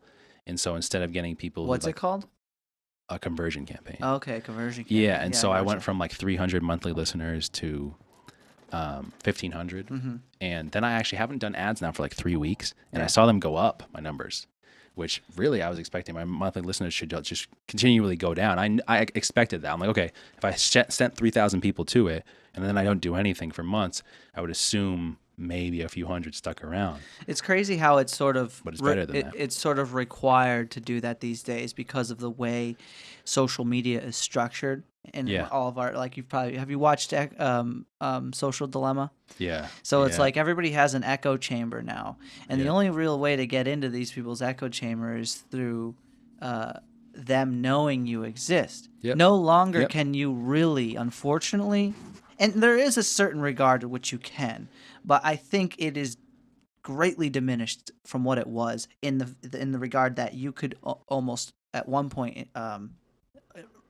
count on solely your skill to get the word out about what you can do. Like, you know what I mean? You make something good, it's very polished, it's very, you're like, no way, this is great. Now, even just through sharing it might not get as much traction unless it's like a cat sleeping, you know what I mean, or something like that, because that's something everybody can easily share. The biggest takeaway that I got from doing targeted marketing was that your audience is there. There's so many people on the planet that there are people who will love what you're doing. Yeah, it's just that they don't know you exist. Exactly. And so when I see someone who and this also helped me because it took away a lot of confusion for me because I'm like, yo, my music's lit. Like, why? And it's only getting better. Why is this person who's shit like getting more than me? Why is this person who's not as good as me? And I know that's subjective, but that's literally like things I had conflicting things in my head that ended up in the long run tainting what I'm trying to do, because now I have this weird vibration. I'm like, this like everyone's against me or something. It's not true. It's just in my head. And it helped to support it, realizing no. They just found their target audience because everybody has one and they were able to access it. Yeah. And that just means they did it better than I did. There's nothing to hate on. Like, if anything, I should look at that and see the success that someone That's who, a good point. in my opinion, could be worse than me. Yeah. And I should look at that success and I should be like, you know what, that's cool. Like, I'm open to that vibration. Like, I don't want to be like, that's bullshit or this or that, you know? And Well, so that's in other words, the downfall of most people is that they let their ego step in front Yes. and blame it on blame their lack of success for somebody else's. yes. Yep. That's fucked up. Yep. You know what I mean? I can't stand that. Yep. I rant and rave about that all the time because I see it happening, and I'm like, why Yep. would you be upset about somebody's gain Yeah. when your effort is not Yeah. even remotely compatible? Yeah, and I think, You know what I mean? but I think for most people, it's not like something they speak out on. Like, they're not like, Yeah. like fuck you, or they don't try to like I guess a funny way of saying it was like they're not gonna go to your video and like thumbs it down. Yeah, but yeah. it's more so like some kind of silent, like for Defeat me it was just like, what am I doing wrong? And so Yeah. when I finally figured out about the marketing, I realized, oh, like I don't know if everyone knows this exact thing, but like now I don't even care, because now I know I'm confident in what I'm making. I'm confident in the songs I'm making. And now I know that I can get it to people that are real. Like a lot of people do Spotify playlisting and pay for it.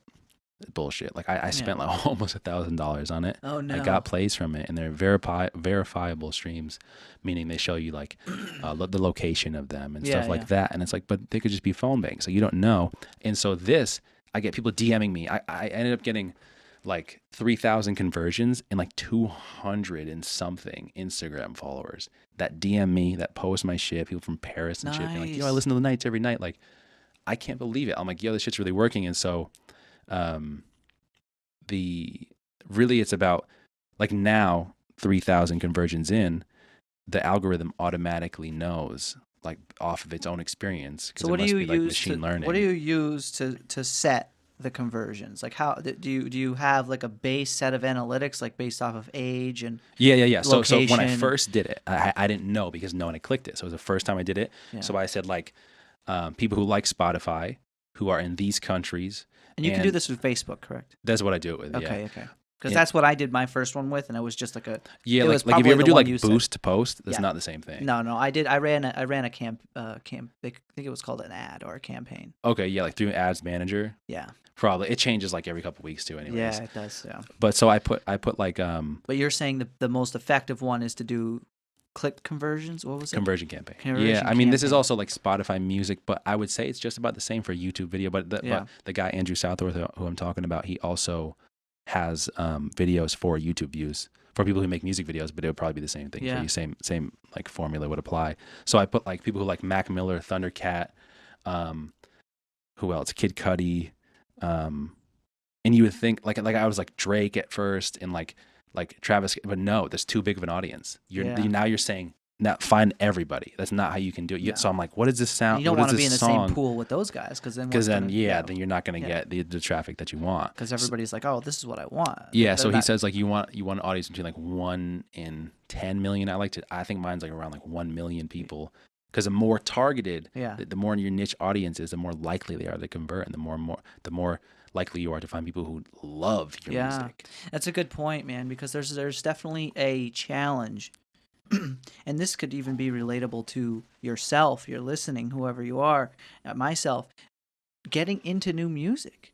Like, if you know what you like, there's a good chance you'll listen to the same genre, Oh, dude. same artists for very long. Like before you kind of accidentally find something new and start listening to it. And it does have to happen by some sort of accident. I've been listening to Tupac since I was 15 or Exactly. something. And my 2020 top music playlist, he's the #1 artist still. Exactly, You know what I'm saying? dude. So that's a challenge. Dude, no, I am like a fucking Ebenezer Scrooge when it comes to somebody trying to show me music. Yeah. I'm like, and Get I feel that like, outta here. yeah, I'm like, all right, bro, like whatever, like Yeah. unless something hits Ploofs me in the like that. moment Shout out and, to Ploofs. and captivates me, and And it's like, yeah, like that might sound like some high horse shit. Like, yeah, you're right.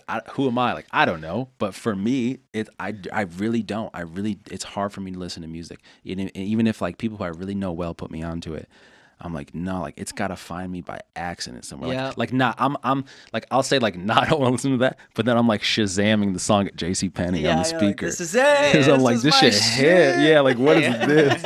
And it's like some Janet Jackson song You're from so right though, because 1992. for a song to really catch you, like I said, I listened to Nights for the first time, and I'm like, this is good. I listened to it like probably not last night, but the night before, and I'm like, dude, I need to make sure this is Like it running gained through my traction. thing. Yeah, Yeah, I want. Well, yeah. I like it's just like something I would listen to working out or in the Yeah, car, that's dope. because it's just That's a good dope. song. The- And it's funny because it does take the mood and the environment to get introduced to a song. So you almost do Yes. have to make Yeah. sure it does reach people accidentally.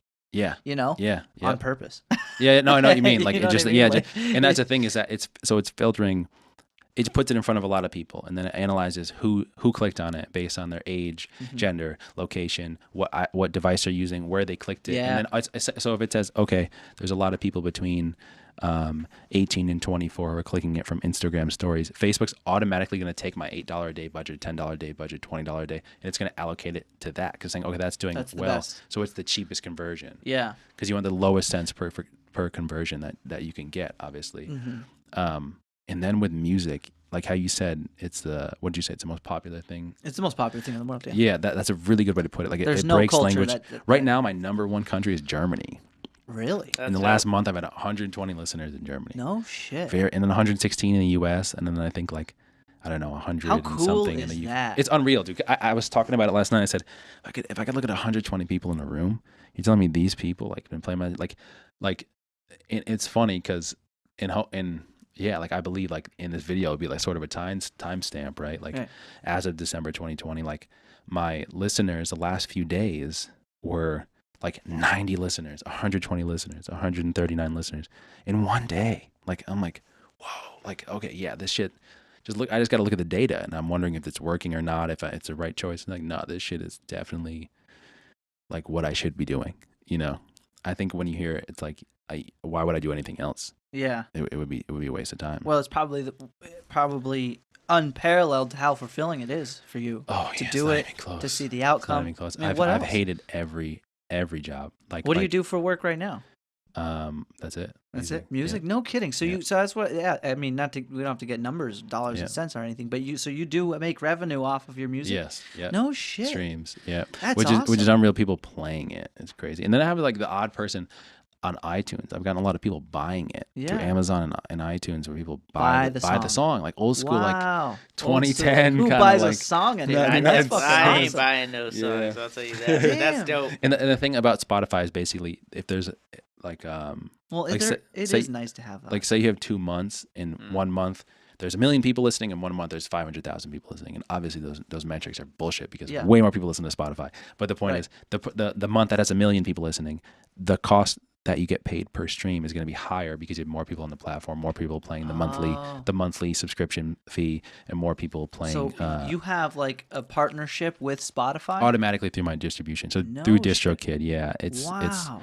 like yeah, because either they're listening for free and they listen to ads, Mhm. or They're they paying. pay $10 a month. Dude, yeah, that's awesome. so for the airtime of it, yeah, it's pretty crazy. Good for you. I'm happy to hear that. That's how Yeah. it's working for Yeah, you too, thanks, man. because- I really can't believe and, it. and I hope that also brings some relief to other people who are listening and are ambitious about being a creative person in any regard. The reality is if you keep doing it, and of course it didn't happen overnight for you. It's not like you Dude. just started and then it was just like, hey, this is great. 2008 till now. Yeah, I know. Like you got to Yeah. put some time. That's you what, gotta, that's you what I'm gotta saying water that seed. about the if I didn't do it. That's the biggest thing. Like, what if my child self didn't do that?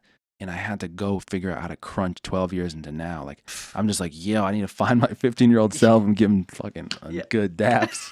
Yeah. Like, I'm like, whoa, Seriously, bro, like, you looked keep- out for me. Like, keep that's up with literally it. how it feels. Like, Yeah, and Shit. that's one of the parts. One perspective that I go to when I am feeling doubtful. I mean, you know what? Like we said before when we were talking about, when you're doing something, there's moments where you're in a low, but you still keep pushing forward. Yeah. It's reminding yourself, if you just keep watering it, even though if it's a little bit of water, it's still better than no water. And this thing, it still keeps growing Yeah. regardless. And do you feel like when you could go, I mean, I don't know what your workflow looks like and how you base accomplishments. Like for me, it's like I wrote a verse that's like a 3 out of 10.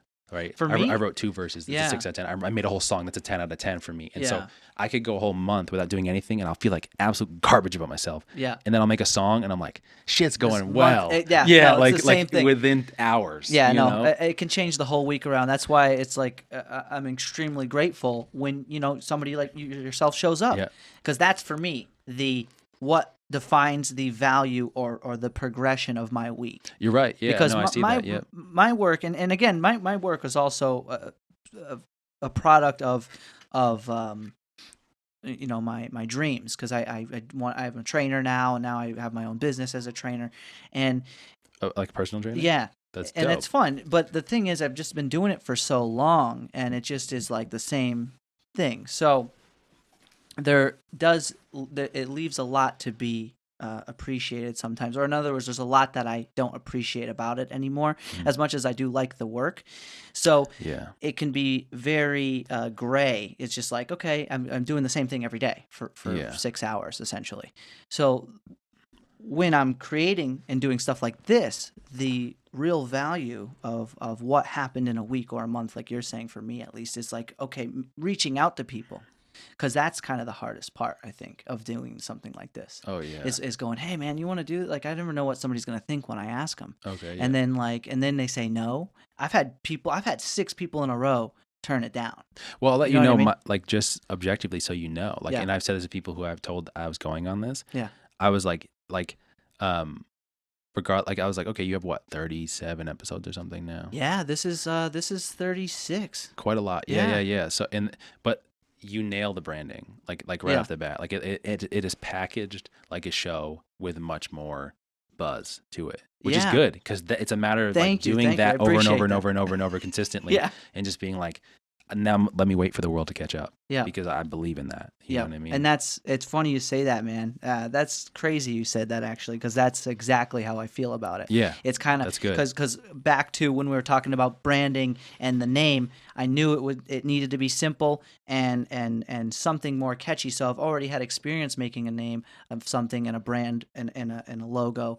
So understanding branding, I guess, as just a whole, right? Yeah. Like marketing, it's its own thing. Branding is kind of, this is my best work as far as branding is how this podcast kind of hits you when you see it, because it's very uniform, I feel like, compared to anything else I've ever done. It's very personally. well packaged. Yeah. Yep. And do you feel like sometimes, because this Facebook ads was a really good escape for me, in the sense of, I don't want to, first of all, this is why I made Nick Acevedo music Instagram as opposed to my Nick Acevedo Instagram. It's like, I'm not trying to show everybody I went to high school with.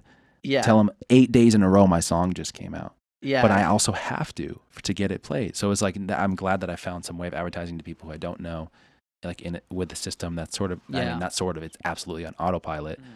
And so it's weird when, I think of it like this. I've come to the conclusion, I'm going to post it. And like if I look at my stats on Instagram, it says last 60 days, like, I don't know, I just hit 1,000. So that was cool. And I went to like 1,016. Now I'm like 1,004. Yeah. And if I look at the data, it says, okay, I gained 91 followers this month. I'm like, how is that possible? Oh, because I lost 72. I'm like, what? And you don't know it's happening. But in my opinion, that can be really not in my opinion, in my experience. But I'm like, no, because they don't want to be here. So why would I want to show them my music if they're not interested in it? True. You Very know? true. So I only want the people who love my shit. Yeah. So if that's 10,000 people, then that's fine. And that's you know the what point. I mean? Yeah. That's a good point. So whenever, like, I don't even pay attention to. That's why I didn't say like 1,000 followers. Now I'm going to do this, because I knew it wasn't, when I hit 1,000, like I was like, it's gonna go away. I know it. And so I ended up going a little over, a little under. And so well, that's just it. And that's, I think a big part of progress that people do not anticipate and turn them right off is that progress looks like this. Yeah. Yeah. It's not like this. So as soon as somebody sees recoil, they're just like, I fucking suck. What did I do wrong? Yeah, what did I do wrong? say? I'm a piece of shit or something like that. And you know, and as I've actually, it hasn't happened exponentially, but when you're building, especially YouTube's a hard. Like my main goal is to YouTube is become so saturated. I'm very adamant about becoming a partner with YouTube, but it's like you have to get to 1,000 subs. Not easy, and you lose a couple along the way. So sometimes you're like, what the hell? Yeah. You know? Well, you're also, I think your medium is a very niche thing because you're putting episodes that are an hour long, 2 hours long, and so to ask someone to see there. that with people that are relatively unknown, right? And, yeah, I mean, exactly. I don't want to say that. I didn't look at all your guests, but I'm saying like you're someone right like me. though. You're right though. You know, Well, just anybody. I've had friends on, and but here's something I did recognize though, and about because I was thinking about, okay, I'm in the podcast thing. I'm doing podcasts. Joe Rogan does podcasts. We all know that. But what's the difference between? I said to myself, well, what's the difference between me and Joe Rogan? Obviously, there's a fucking huge difference. Yeah. But the only difference really is audience. Yeah. So then, what's audience? Mhm. Audience is people that know about the show. Yes. Yep. So even in Ludlow alone, there's 22,000 people. Not to say that they'll all watch the show, of course. But the point is that ends up growing, and people then, like you were saying, the world catches up to you in that way. Yep. And so that's now, people can go on, oh yeah, there's content that I like here. Oh, I'm familiar with this guy.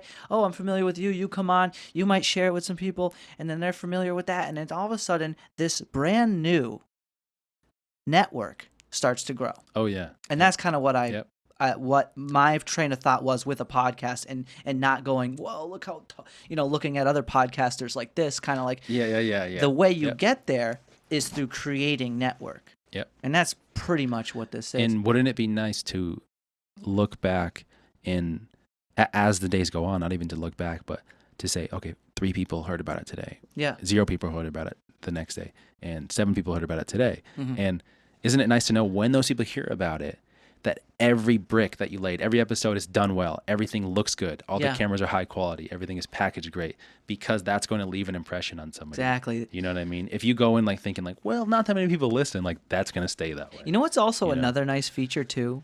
At least, and I'm sure this shows shows Spotify too, right? Yeah, Spotify awesome. and Apple Podcasts. If you guys are, some of you are listening, tune in. Though, what I was going to say, what is also a interesting feature about anybody's product or production or content is seeing the progressiveness. If you look back, Jameson was my first episode. Yeah, it was. It was really? a different world. I Wow. didn't have a I didn't. Oh, when did you start it? When was this? I started in It's like May. April or May. something? Yeah, April, the end of May. May, I think, is when we aired our very first episode. Wait, so like months? We're talking Yeah. months? Months. Yeah. Oh, you're doing good. Dude. Months. Yeah, That's good. it's going well. Yeah. And like I said, there's still doubt in that though. And my point is the how cool it is to see where it was and now where it is, and even that's just only a few months. But the point is that you can see growth if you give it a chance and you trust yourself, and that's probably a lot of what you've done in the years that you've been producing. I mean. Compared to your first piece of work to what you've been doing now. Oh man, it's a night whole and nother day, galaxy. you know? Yeah. And I think so I'll say the first thing that's similar between what we do, and then obviously the thing that's different from it is like you say, music's the most popular thing in the world, but it's also something that, like, if I was an athlete, right, and I was at the highest level, and I use my body to do that, eventually one day my body's going to burn out. Music, when I make it, the more it's used, the more I get from it. Yeah. It does nothing to me, does nothing to my health. I could do it when I'm 60. I could do it when I'm 80. It's a drug. It is a drug. It makes people feel something. Yeah. And that's powerful. It resonates with them. It brings them back. And then what you're doing here does that also. All of those things.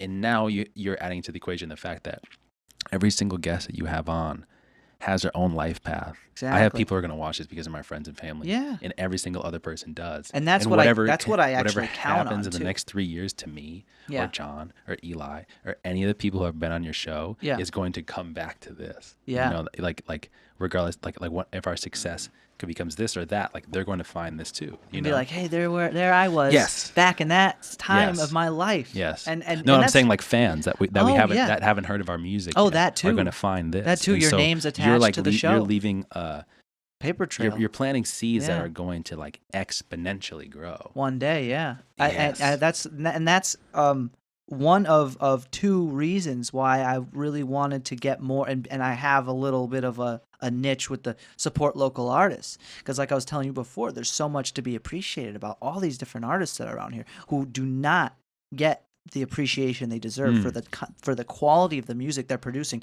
is far greater than the popular shit that's being played on the billions Yep. scale. Yep. And so I'm infinitely blessed personally to have the luxury of living somewhere near like Springfield and East Hampton and Northampton, all these places with a lot of really good artists who are on the rise. Are you from here? Are you from Ludlow? I mean, I grew up in Palmer, but I Okay, just moved yeah. to Ludlow a couple years ago. And it's just, it's in other words, it would just be a shame to not get that out there. And I think the podcast form, it's kind of funny. We live in that day and age where nobody has the any attention span worth shit, right? But the funny thing is, it's you either have 7 seconds or 3 hours. Yes. Because people will sit and listen to a podcast all the way Absolutely. through. Yeah.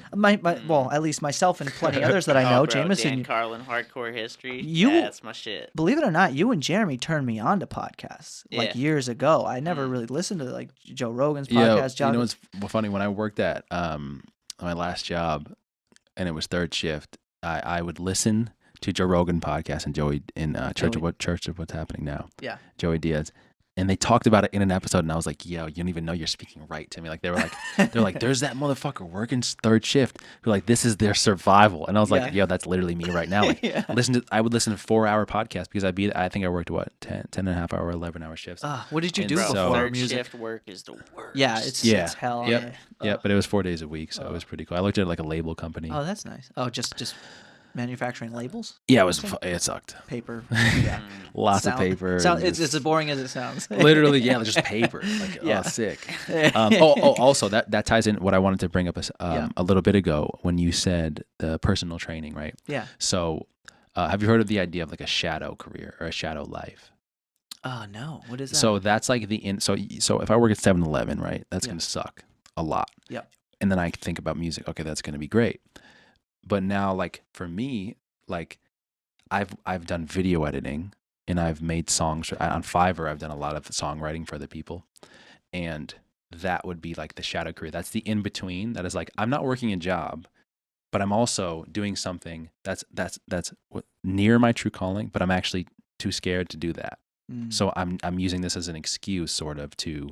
And I'm not saying that's what you're doing. No, Definitely. no. But I'm I saying, know what you're saying. like, it's slightly better. Well, you but need a support and system. for months or years or whatever, you're like, oh, this is way better than working in a job. Yeah. But then after a while, you go, you know what? Like, this doesn't do that for me. Like, it doesn't do, like, I know what I want to do. Yeah. I know what I really want to do, and I know what really is going to bring in. But instead of thinking, like, what's going to bring in money, it's like, what's going to make me happy? Yeah. And I feel like that's a very easy thing to say when you have money and you're happy.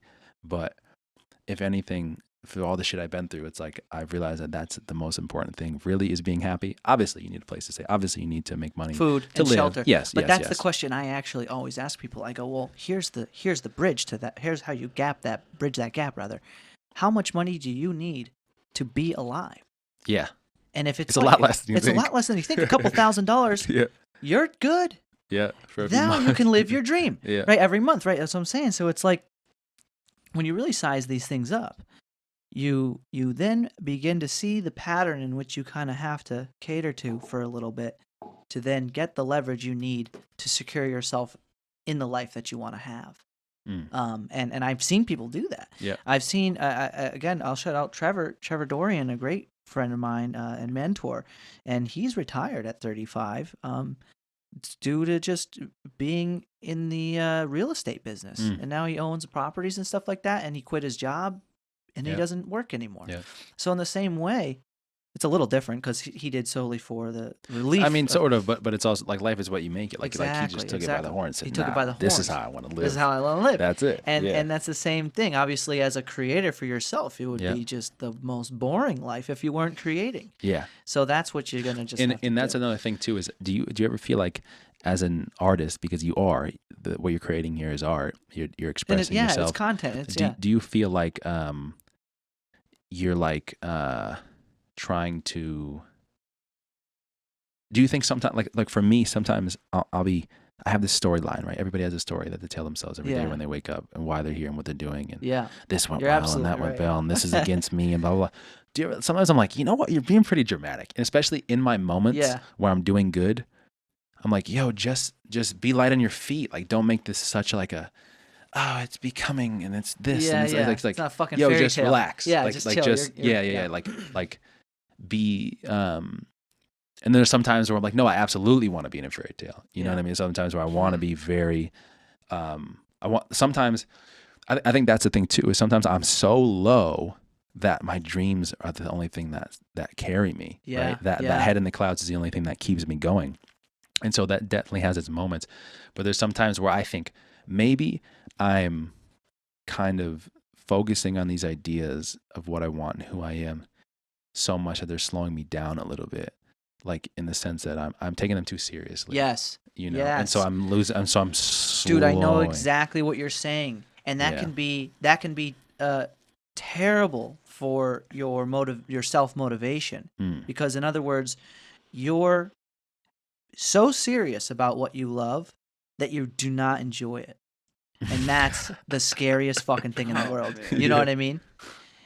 And that happens. That does happen. So sometimes everybody just go, whoa.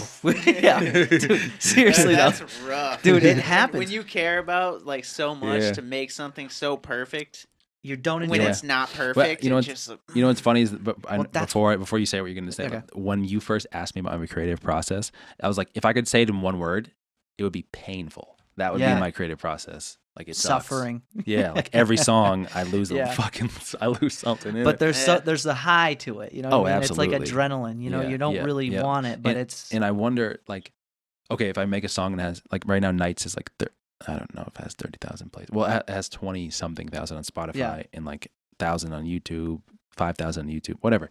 If I made a song and it got 1 million plays, how would I feel then? I don't know, but I have an idea that this isn't about the number. It's about the mental way that I'm looking at it. Like I put something out and everyone's vibing in the kitchen or whatever at a house party to it, and I'm playing my music and this is dope. And I'm just like, no, it's not. Like the next song's dope. And I think that it'll always be that way almost. Like there's never a point. Well, as you form desires and then you receive them and achieve them, like you're like, you form new desires. It's just what happens. Well, that's a good thing because the last thing you want to do is be done. The more you eat, the bigger your appetite gets, bro. Yeah. That's it. Yep. Yeah, that's a good way to put it. I had what was I gonna say? To the I had a point too. I was gonna make. I have to piss pretty bad. Yeah. Here, let's. I feel like that was probably a good point. That's actually a good, perfect point. Let's take a quick break, and we'll actually wrap this up after you come back too. So we're almost at 2 hours anyway. So why not? Damn. Really great. Yeah, dude, really martial arts. That's a whole other conversation, but that'll take us on a tangent. But martial arts definitely gave me like something that was missing. Crazy. You know. Into martial arts. Have you been doing that for a long time? Yep. Since I was 15, I did jiu-jitsu, and then I did Krav Maga, and then I did Krav Maga for like 6 months in South Deerfield. I live right across the street from by the way. Oh, perfect. And then I did boxing at Westover Air Force Base for free with a bunch of active duty guys. So that was crazy. That was 100% sparring, trying to KO each other. Like I remember my coach was like, yeah, we're all on the team, but like for those 6 minutes, like he's your worst fucking enemy. And I was like, oh shit, like it was scary, bro. Like, but definitely going in there and like being scared and doing it, and then coming out and being like, oh, I'm good. Yeah, that's it awesome. changes you as a person, but that realistically, I mean, I don't know. I don't want to talk bad. Yeah. Like, you just shouldn't smash each other in the face every day. Oh, bro, you gotta protect your brain, especially like in a creative field or like any intellectual field, man. That's the most valuable asset you got. Yeah, the last thing you want to do is like. But I definitely think, as far as confidence and what I really think everybody should get punched in the face once. Yeah. At least. Yeah, it probably It'll really sizes help. it probably It'll really help sizes some you. things up for It'll you. really help you. Yeah. Yep. The where we left off though, I did want to keep going with that is how important it is not to overthink what you're doing, because that's what happened to me in the beginning when I was doing the podcast. Is I had such high expectations for myself to the point where obviously I wasn't meeting them because I was brand new to it, so I obviously wasn't going to be good at it. Yeah. And I think that's what turns off a lot of people. You see those people who start their new hobbies and whatnot, and they can't like get anywhere with them because they just don't have the faith in themselves. They don't got their legs yet. Yeah. You have to understand that for that first however long, it's going to be chaos. Like you're going to have to figure it out. And before you, I mean, we could equate it to martial arts, right? Or we could equate it to even working out. The first few weeks that you go back, or if you've never worked out, but most people have. So when you go back, it's rough. And then you find some kind of connection, some kind of coordination where you go, oh, okay, like I can grab onto that. And it becomes something. Like for instance, I was just saying, about how I got my DSLR hooked up to live stream. Yeah. And doing that and having 0 viewers for like an hour. I was like, I wasn't expecting that. Yeah.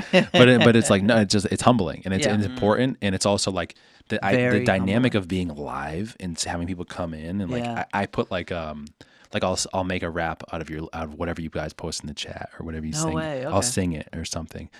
And one person said hi. That was it. So I just had to bullshit the whole time. Yeah. And then there was one person I was like, somebody's in the room. Yeah. Like I said some shit like posted and all, but I was like, but you're probably going to leave though. And then they just laughed. Yeah. Cause they like broke the third wall. Like they're like, oh shit, I'm out of here.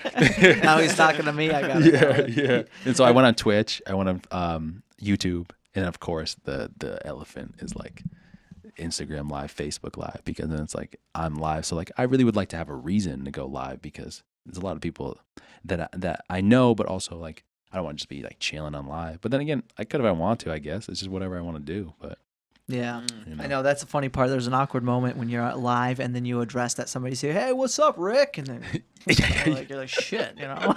Or do you, like on the other side, the reverse perspective, I join people's lives by accident. I was be swiping through stories. Yeah. And I was just like, and they'd be like, Nick Acevedo joined it. I'm like, oh nah. No, I didn't. Like, what's up, Nick? Worse is you accidentally like stuff or something. Oh yeah. All right, well, dude, we're just about at 2 hours. I feel like we talked about it all. I don't want to force anything because, man, I really appreciated the conversation we had today. Because that was, I think there might have awesome. to be a part 2. There will be a for part sure. 2. We got to have you back. I'm not even joking, and I do say this to a lot of people who will come in, but it's one of those things where like when you have a podcast, you meet people like, oh, I'll listen to your podcast. It's great. I'm like, oh yeah, I want to come on sometime. Like, I'll listen to it. You know, like I'm like, all right, but no, seriously, man, we do have to do this again soon. I feel like we could just do this forever. We could do this forever, isn't it? Kind of fun, which is good. You want that? Good. You do want that, exactly. And no, I can't tell you how much I appreciate you coming on today, Nick. Yeah, thank you for having me. Seriously. Is there anything you want to shout out for yourself and what you're doing, like just to get people? What is it? directed? December 5th. December. Okay, so it's Thursday when this comes out, so 5. Okay, Thursday. yeah. So since it's this Thursday in 2 days, on December 11th, I will have a song called "Something" coming out on Friday, and just look forward to. I have 17 songs out now on Spotify and all platforms. Yeah, and I'm going to be deep diving into videos, into some 3D green screen. CGI compositing, exciting shit. So dude, that's awesome. I'm it's really gonna be excited. part of the music video you're working on. Yeah, no. So yeah, I'm not making a video for that. Gotcha. But the next maybe 5 songs, 6 songs, I'm making. I'm not after something. I'm not making a song without a video. So nice. Okay. Yeah. So that's this is when going to you be really embark exciting on next month. Next couple months rather. Yeah. Good for you, man. Yeah, and all the links will be below, guys. So definitely, like I said, check it out. See what we're talking about here when it comes to the techie stuff behind development, and it's very fun. It's very cool too to see that end product. Because I mean, you did a great job displaying that. So before we wrap this up, man, what if you had one thing to tell the whole world? What would it be, Nick? Damn, I would say believe in yourself, but I also feel like that's very it leaves a lot out, but it is that simple. Live in the moment. Look at how you feel now and really be honest with yourself. And if it takes time, that's okay, to see how things make you feel and how people you're around make you feel and what you really want in life. And get it. Do it before you're ready, but also be compassionate with yourself when you don't act. So I guess I'm overdoing it now, but love yourself and Believe in yourself. try That's kinda hard like, and believe it, because whatever you believe, yeah. really you can achieve. Believe Yeah. you can see, Dude, achieve. No, isn't it- that's really that's the thing though. Like it comes around. It's like that's why they're cliches, because after a Dude. while you realize, yo, this shit is. But it's the fucking it's truth. real. It's the It's truth. the fucking truth. It's the truth, and it's so overlooked, and it sounds funny to say it because everybody goes, yeah, okay, and then they don't do it. It's crazy You how gotta much do people it. believe in Yeah. other things and not themselves. Yes. That's Yes. such a good point about the cliches, man. Yeah. Things are cliche for a reason. Yeah. Yep. They're cliched You know? because so many people have run over them that there's no feeling in it. And what anymore. happens when you don't believe in yourself is and this is the most terrifying thing You're still that could believing happen. in something. Well, not only that, but you become a victim at that point when you don't believe in yourself anymore. Mm. So that's why it's so fucking important. It might sound corny or hokey or whatever the fuck, but dude, I can't agree with you more in any way. Be delusional. Yeah, be delusional. Yeah, fuck. Because if Dude. you're not believing in yourself, you're believing in sort of the absence of it, right? You're believing. If you can believe that you're not shit, then you can believe that you are shit. Yeah. It just takes practice. And you know? and starting before you're ready is a great point. I think Yes. Jameson turned me on to that. Yep. Because I mean that's essentially how this came about as well. Yep.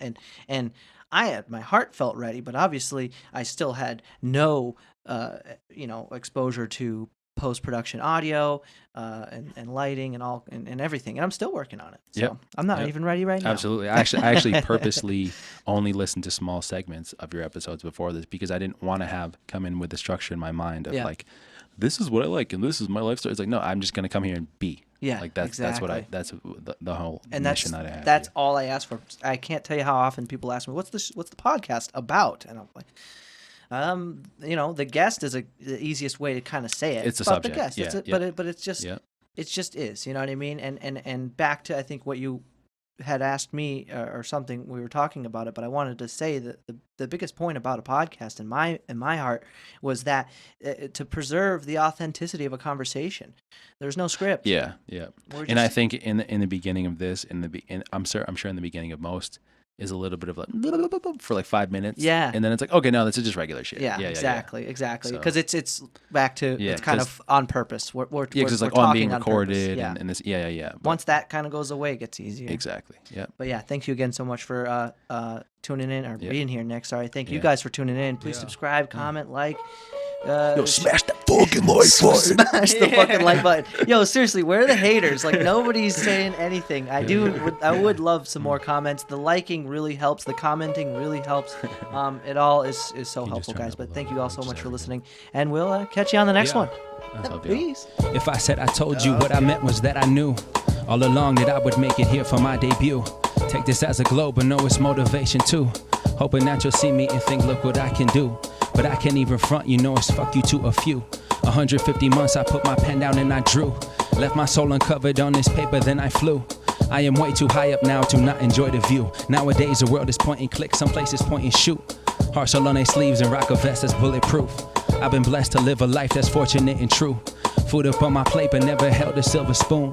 I've been on my grind cause quiet nights is overdue. Screams inside my mind.